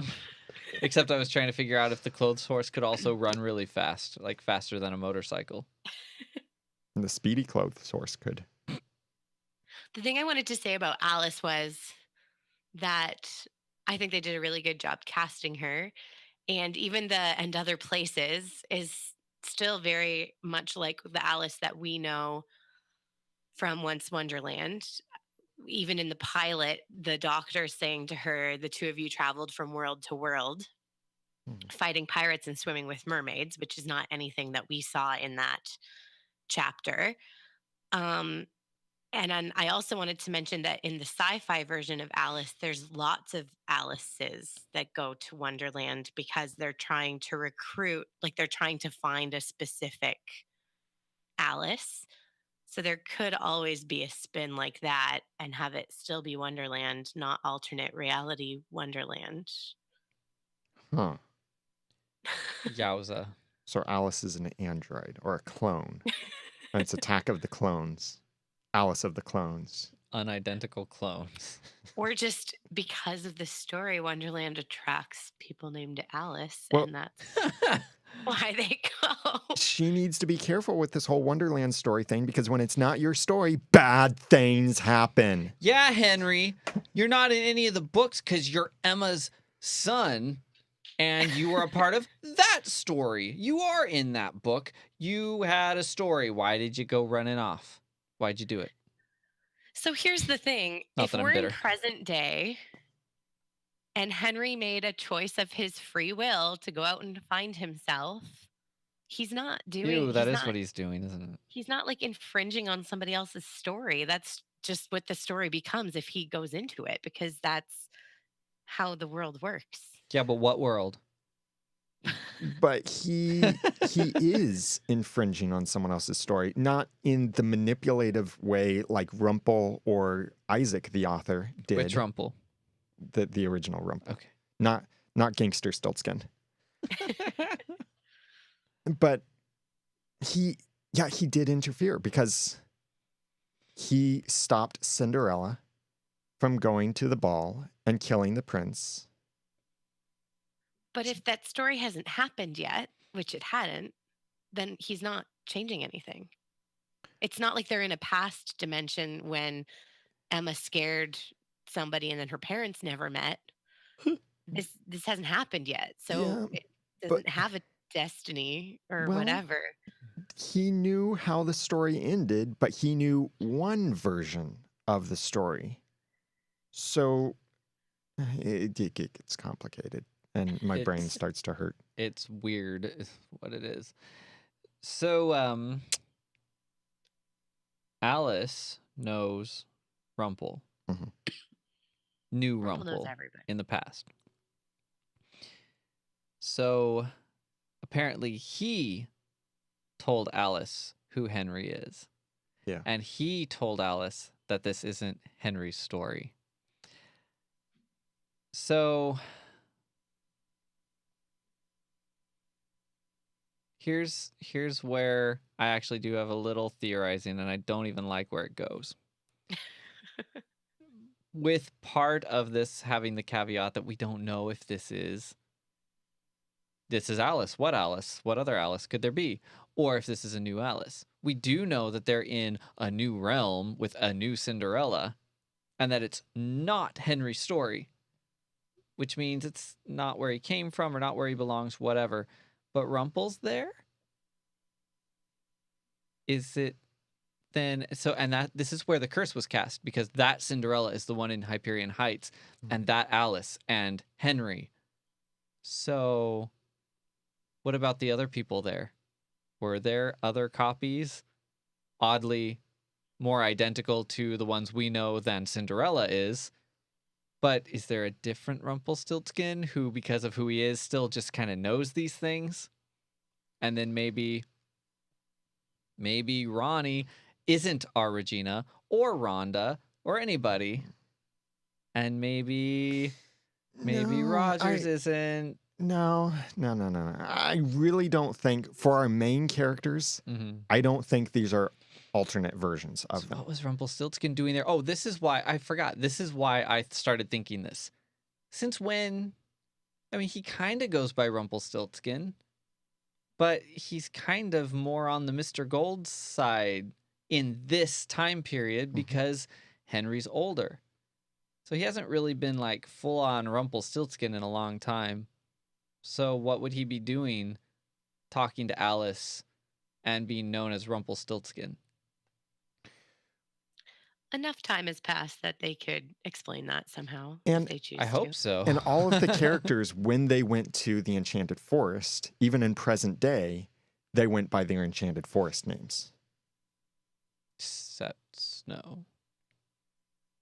No, she even went by Snow Eventually. White Yeah. in the Enchanted Forest. Yeah, true. And I think some other characters did as well. So I think it's sort of a when in Rome, call myself a Roman sort of thing. Yeah. I mean, I can see it. I hope that's the case because, like I've made abundantly clear, I don't want multiple copies of them. I'm just afraid that's going to happen. Mhm. But it could also be that if Henry had long ago found a way to go back home regularly and he didn't show up, that they could have, used any number of combinations of squid ink and whatnot to get to wherever it is that he was. And so they could have come to this realm and then been affected by the curse. Well, just like Aaron was saying. Yeah, and that whole portal opening at exactly midnight or a minute after sort of thing, that needs something explanation. Interesting, which I'm not sure if they will explain. Well, because we went they've from got that's so your much. only being to, oh yeah, the portal opens. Maybe not every day, because I don't know why it would be so urgent. But it must open with some regularity. Maybe. Or maybe he'd been waiting for years and knew this was his one and only chance. And the next time it'll happen is the next time there's a solar eclipse, a total solar eclipse of the heart. Oh my gosh. So he was there prepared with his official eclipse sunglasses to walk through the portal. I liked when this is kind of off topic, but kind of not, when he walked into Ronnie's and said, "What if I came in here and told you that I was your son?" Yes, that I And wanted to bring that up. Go ahead. that to me indicates, for us, it's a haha because we know that he is her son. But, also he could go in there and say, "I'm your son," and it would be true. Yeah. Right. And that's what, to me, confirms that the characters we see we're familiar with are the same people. That is the same Regina. That is the same Hook. That is the same Rumple. Now, character development, curses, and everything taking their toll and affecting their memories and who they are today. But I think they are the same people, because why else would Yeah. they say something about his being her son? We still have a major problem. They haven't aged. But Oh, Henry has. And it's sort of like they're not that much older than Henry and Jacinda. And they're all in the same curse. Yeah. So even if they're That's a good frozen and there's no indication that time freezing is a part of this curse anyway, what's the deal with that? True. I could understand Regina and Rumple not aging because they have magic, but Hook I don't know about that. not aging. That's the one I can't understand. Unless, he spent so much time in Neverland that he still has essence of Neverland on him that hasn't worn off yet, and that's why he hasn't aged. They've said weirder things. That's- I would buy that faster than a lot of things that have actually come up on the show. Oh, residual effects of Neverland. Quite a perk. And like that's all you have to say, and I buy it. And that is another reason why they did not need Jared Gilmore. If they were seriously not going to age the other 3 actors, it would be more believable if. You mean they didn't need Andrew West? No, Well, I mean Jared Gilmore. yeah. Didn't need? Yeah, like I Oh. said at the beginning, they didn't need him for the flashback. Once you're 18, Oh, you I pretty much see. look how you're going to look Yeah. Right. until you get gray hair. And then you're an 18-year-old looking person with gray hair and wrinkles. Like, you don't age that much. Like when they went back and we saw Emma at that age when she had Henry, it was Jennifer Morrison. It wasn't the little kid that played her when she was 10, because that wouldn't make sense. Yeah. You're painting like multiple funny mental images. But yes, I see. I thought something very similar. It's like, oh, sure, we don't replace Henry with an older version until he's pretty much at an age where we can kind of get what he's going to be like when he is that age. So, Gangster Stiltskin, do you think he is awake? I didn't get gangster out of that at all. Oh, well, he was there holding a guy under the water. That's just And like if it were a CBS drama, that would just be your partner standing there going, "You can't do this, Weaver. You can't. You gotta let him go, man." And no, and I don't know. Well- It's just lots of music and lots of Although- cheesy dialogue. I was trying to see in the rewatch if the person he was holding, it looks like he had a holster. And I was like, is he like torturing another cop?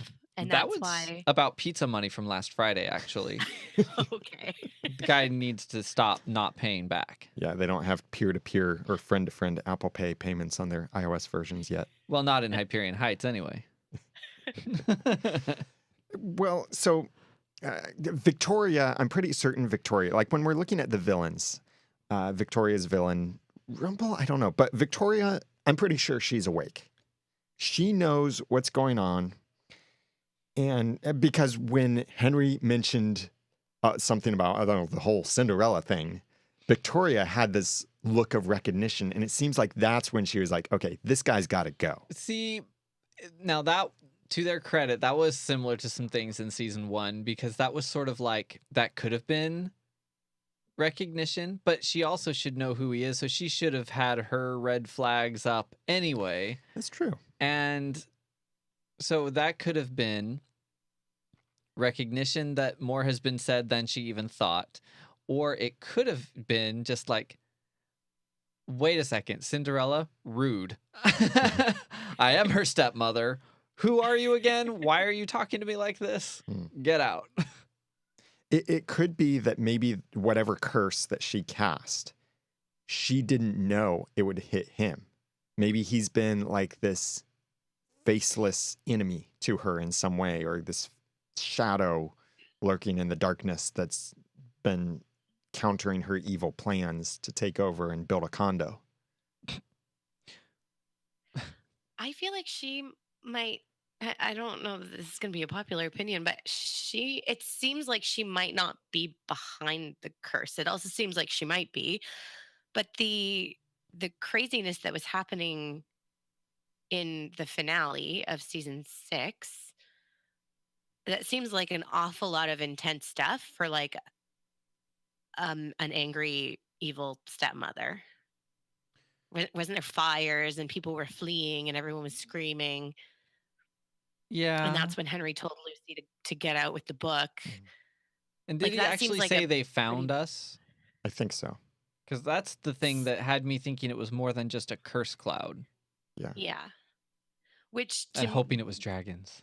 I would then believe that Rumple would be more likely to be awake just because he's the dark one and would have that knowledge. But he wasn't even awake in the first curse until he heard Emma's name.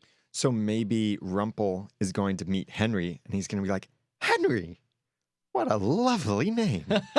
Well, I Have a thought that great day, he Henry. did look at Hook with way more recognition than Victoria did at the mention of Cinderella. Yeah.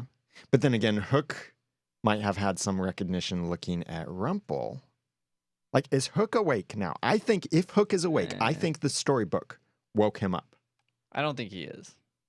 I don't think he's awake. I think he just Think like about didn't Snow see a picture of her and David in the original storybook back in season 1, and it kind of like it started something in her, but it didn't wake her up. Maybe. And maybe that picture of Emma, like it's reminding me of when for like 2 seconds they had the Knave of Hearts back from Once Wonderland into Once Proper, and they found him with a picture of the Red Queen. Like he didn't seem to remember her, but perhaps he remembered something. I never. I don't remember him not remembering her. I don't know. The look, especially when he was in that street at night and he looked at the book again and he was looking at Emma's picture. It really looked like the look of pain, of missing someone. Not like, oh, who is this beautiful woman in this storybook? I must know her. No, and the way that he looked at the book in the first place, it seemed like more than recognition. So maybe he woke up, but there was no rainbow, circles that came out of the book when he touched it or anything like that. No sound effects, no mystical wind blowing his hair or anything like that to indicate that any kind of curse was broken or that he was woken up. Right. Well, yeah, I think that'd be too easy. Wouldn't there be pictures of him in that book then too, and of Regina and of Rumpelstiltskin? That was a pretty good picture of Emma. Yeah. Yeah. And by the way, the text on the opposite page, you can't quite tell what it is, but it's definitely not Snow White and Red and Ruby Red, and it's also not the Golden Bird. It's actually text that mentions Emma. Yeah. It looks like it could just be text from a former episode. And it wasn't just Emma in Squid Ink. Yeah. The spells were in the book.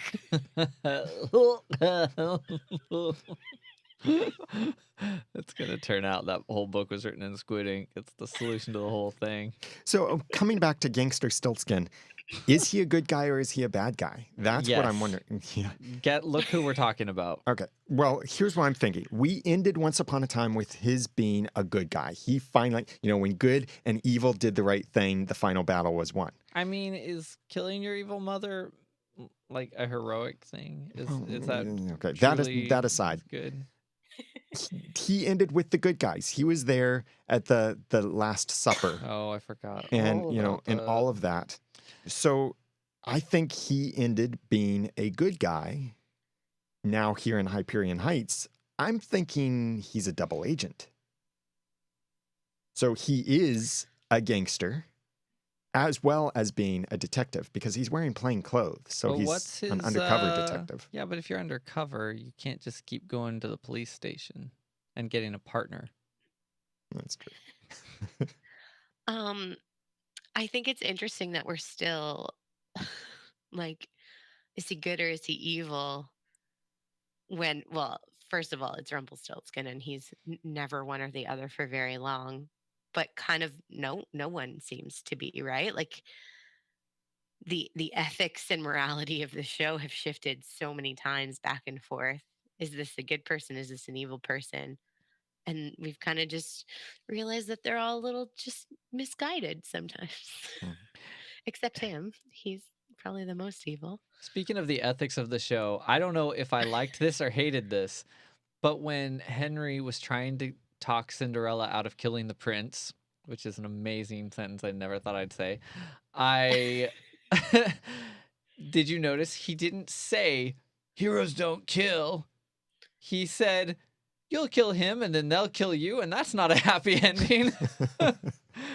Yeah. Which, by the way, that's exactly what should have happened, but there was nobody around. So, by the way, chat room caught that the text on that page was from the episode Firebird.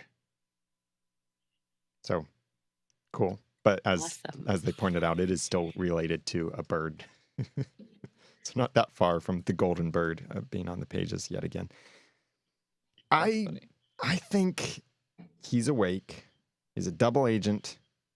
We're going to find out that he is trying to defeat Victoria And that the whole thing that happened in the new realm with Henry is that he was trying to protect Henry, truly trying to protect him. Now, this alternate Alice, I don't know which side she's on. Yes. Alice seems like a little bit of a rogue, if you didn't pick up on that. Yeah. She definitely if works for she's- Rumple, though, apparently, in any Yeah. world. Yeah. If she works for Rumple, then if he's good, then she should be good. Unless she's working for the double agent Rumple, the gangster Stiltskin Rumple. And Yeah. so she is in this gang as well. Well, and a lot of, well, she approached as an outsider. She talked to the man at the door and needed to see Weaver. She Oh, wasn't that's like true. an insider who can just walk in anytime. And Or she's a low ranking insider. she's an informant. Yeah. She's a rogue, like I said. She is an aspiring. What do you call a person who does parkour? A free runner. She's like, I can jump from this thing to this thing and then to the ground. I do parkour. Therefore, rogue. No, she wanted to deliver a message, a warning to Henry in the flashbacks, but because Rumple asked her to, apparently, and she didn't really care necessarily herself what happened to Henry. She was just going to be far, far away when bad things happened. Mhm. Probably she'd, jump onto something to get away. Do they have dumpsters in the new Enchanted Forest? Oh, I'm sure they do. Do you think she knows about, like, firsthand about how bad things happen when you're in someone else's story? Because if she's been to other places, that means she's been in someone else's story too. Maybe. Since really we only know Alice from Wonderland and fictional London. They overcomplicate things. It makes us- Nobody in season 1 was worried about whose story they were in. They were just living life because they were real people about whom stories would be told later. It's kind of like the complexities of when you allow a shapeshifter onto the show. Now they've allowed story shifters or story Yes. sliders. Yes. And people thought time travel would have been a bad idea. Yeah. And we have this alternate reality Cinderella too, an Operation Glass Slipper, or at least Operation Glass Slipper is what happens in the new realm, in the new Enchanted Forest. In Hyperion Heights, that doesn't have an operation name because, as far as we know, Henry doesn't want to get involved, right? Correct. He just wants to go back and write his book. But he's going to get pulled back in, like the mafia. They'll find some way to pull him back in. Yeah.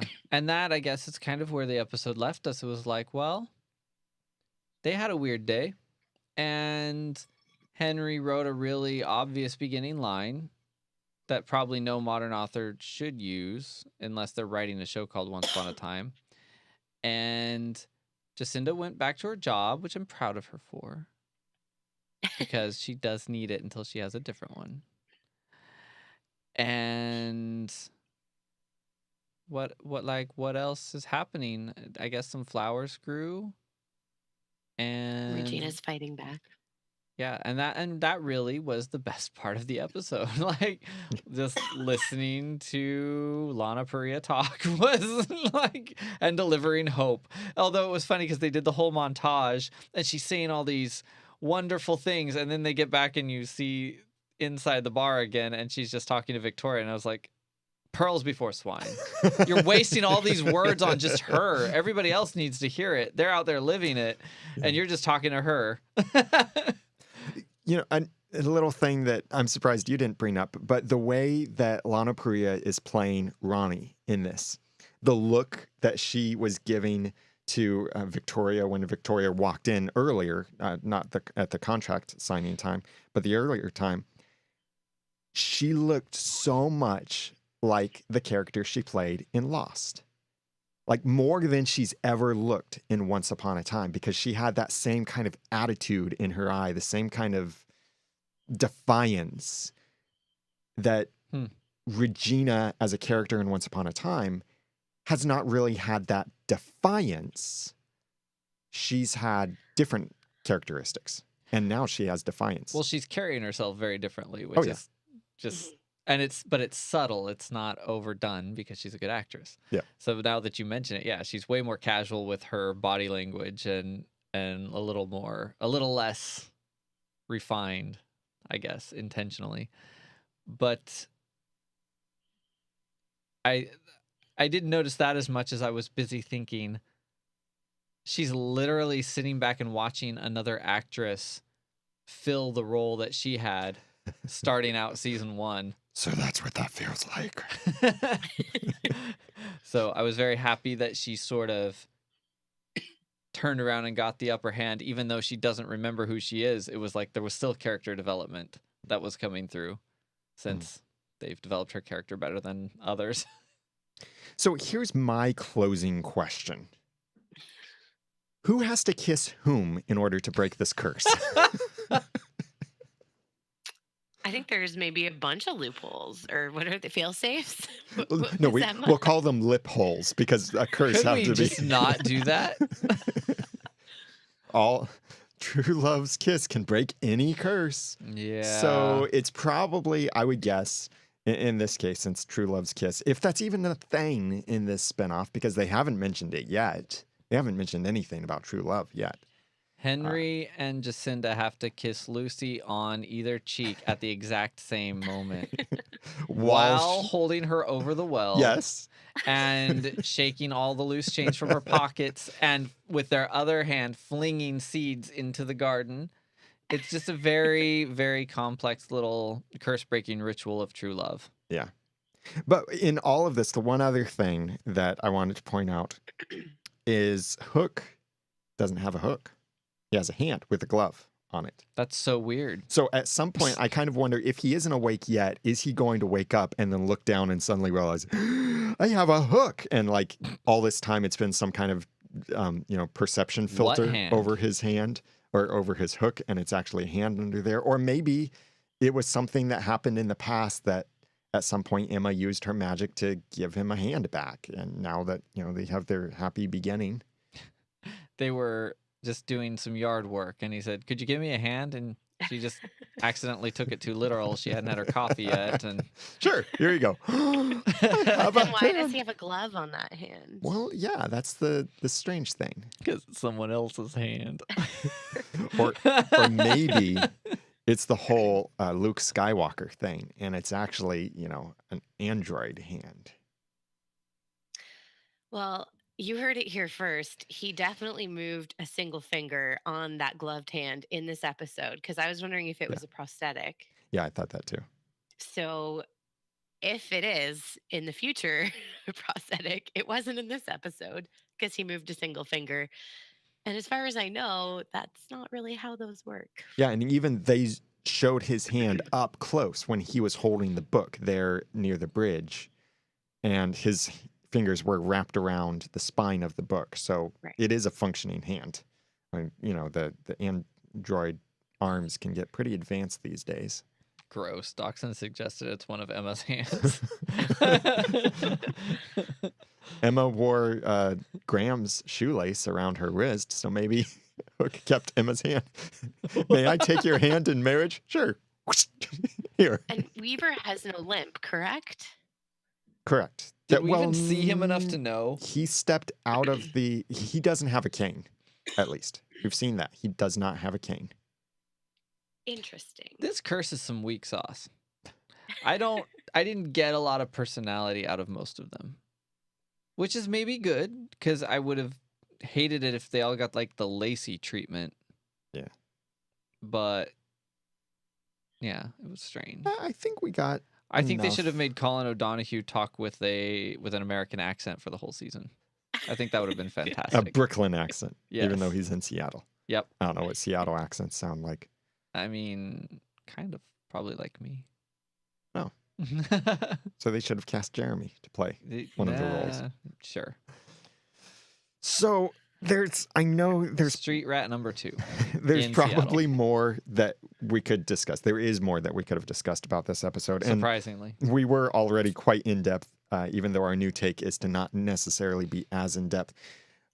But we do want we do want your feedback for future episodes. You can continue the conversation about Hyperion Heights, this episode of Once Upon a Time spinoff, otherwise known as season 7. You can continue that in the comments and share this episode out by going to oncepodcast.com/305. We also still have our forums over there at oncepodcast.com/forums, and that link is in the show notes as well.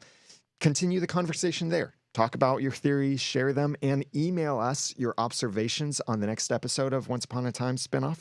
And let us know what you observe. If you're able to get sound clips, send those to us.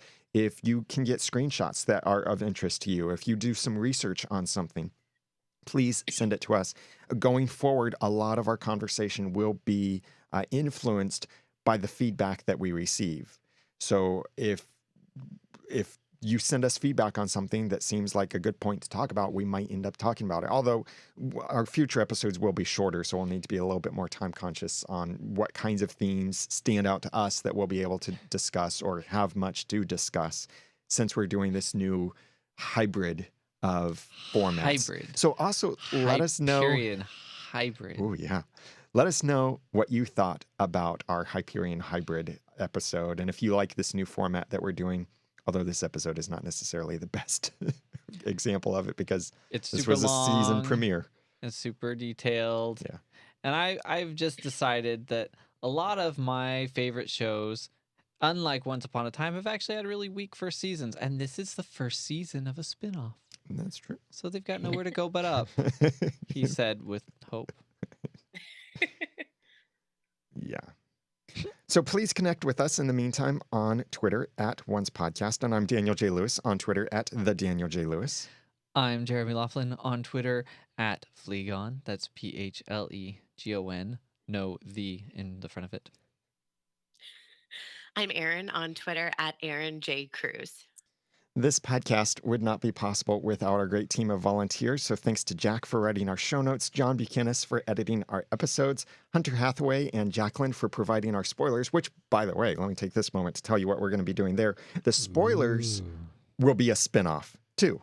So the spoilers are not coming at the end of this episode. You'll hear the spoilers in a second episode a little bit later in the week, but before the next episode of Once Upon a Time airs. So that way, if you don't want to be spoiled at all, you could just delete that episode, or you could wait to listen to it until the next episode airs. It's up to you how you want to listen to that episode or download it, but that will be a separate episode. It will be clearly marked spoilers, so you'll know that going forward, at least until a hiatus, when you see spoilers, it's only spoilers in that episode. And Hunter and Jacqueline will be hosting that. So thanks to them for providing those spoilers. Thanks also to Jacqueline and Matthew Paul for moderating the forums, Keb for masterminding the timeline, and thanks to my current co-hosts, and I don't know how long they'll be able to stay current because of crazy schedules and stuff. Thanks to Jaron. Well, all right. Aaron, did he just ship us? He did just ship us. Thanks to Jeremy, Aaron, Hunter, and Jacqueline for hosting this podcast. And until next time, poetic closing line goes here. And thanks for listening.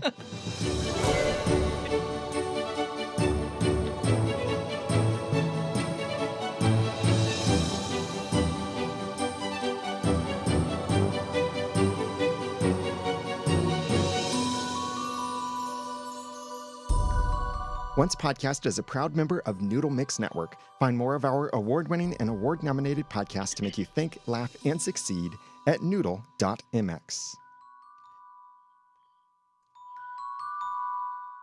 Big thanks to our heroes for supporting this episode of the podcast. If you want to be one of those amazing heroes too, then please go to oncepodcast.com/hero. And thank you for your support. And we're done.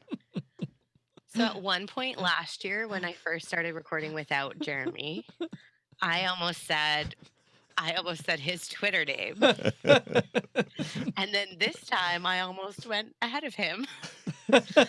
Because all of last year I podcasted with just Daniel because I just did initial reaction. Yeah, Right. that's true.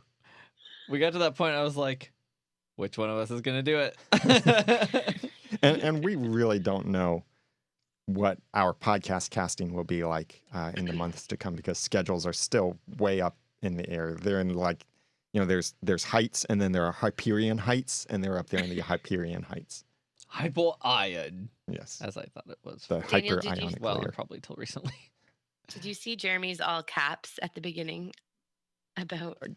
Oh. Well, I didn't understand what that was about. You said I forgot to suggest it. I wanted us to start the show and introduce ourselves as completely different people with no memories of the first 6 seasons. Oh, that would have been fun. But I didn't see those notes. That's not even what I thought you meant, but that's even better. All right. It's late. I want to get back home to wife and baby. It's latte. Yeah. It's not Oh, too I late for a forgot that latte. you don't record in your basement anymore. Yeah, I haven't recorded in the basement for 2 years. I know, but I don't have the video up, so. Oh, yeah. Much nicer looking studio now. All right. Oh, somebody's now Doxit obviously is now shipping our baby. What? Doxit said, and then Aaron and Oh my Jeremy's baby gosh. can marry baby Noodle. That escalated quickly. Every time I hear shipping, I think of my horrible explanation of what shipping meant back in like season 1 in the Dan Flynn years. I said, it's kind of like, you're shipping something together. Like I was thinking like package, UPS kind of Right, shipping. It's right. like I ship them together. I package them together. Well, It it was didn't so make sense until bad. one day I saw someone put the apostrophe on the beginning and I went, oh my gosh, Yeah. that's Well, what it means. I don't even remember if I was paying attention to the chat room at that time or if we were even live at that. Yeah, I think we were doing Yeah, it we were live, but we live. might not have had much of an audience back then. Right. So maybe our audience didn't even know what shipping meant. Shipping was pretty new. The word selfie is super new too. Yeah, it was an Australian that made up the word selfie. Oh, It's a bit are of you, a selfie. Are you for real? Yes. I mean, it That sounds completely Australian, makes doesn't sense. it? Yeah. Like they put E on the end of like everything, putting stuff on the Barbie, the Bickies, the selfies. Yeah. Anyway, that's your cultural Barbie, lesson. that's actually how it's barbecue. I know they call it, well, barbecue. Barbacoa. Well, yeah. Barbecue. Well, we're Everyone, thank you very much for watching, joining us live, Uh, and subscribing to the podcast as well at oncepodcast.com. This is our schedule, Monday nights at 7 Eastern at oncepodcast.com/live. Spoilers are not broadcast live. Those will be the separate episode available later in the week, published separately. So thank you for joining us, and send us your feedback for future episodes. Good night, everyone. Bye.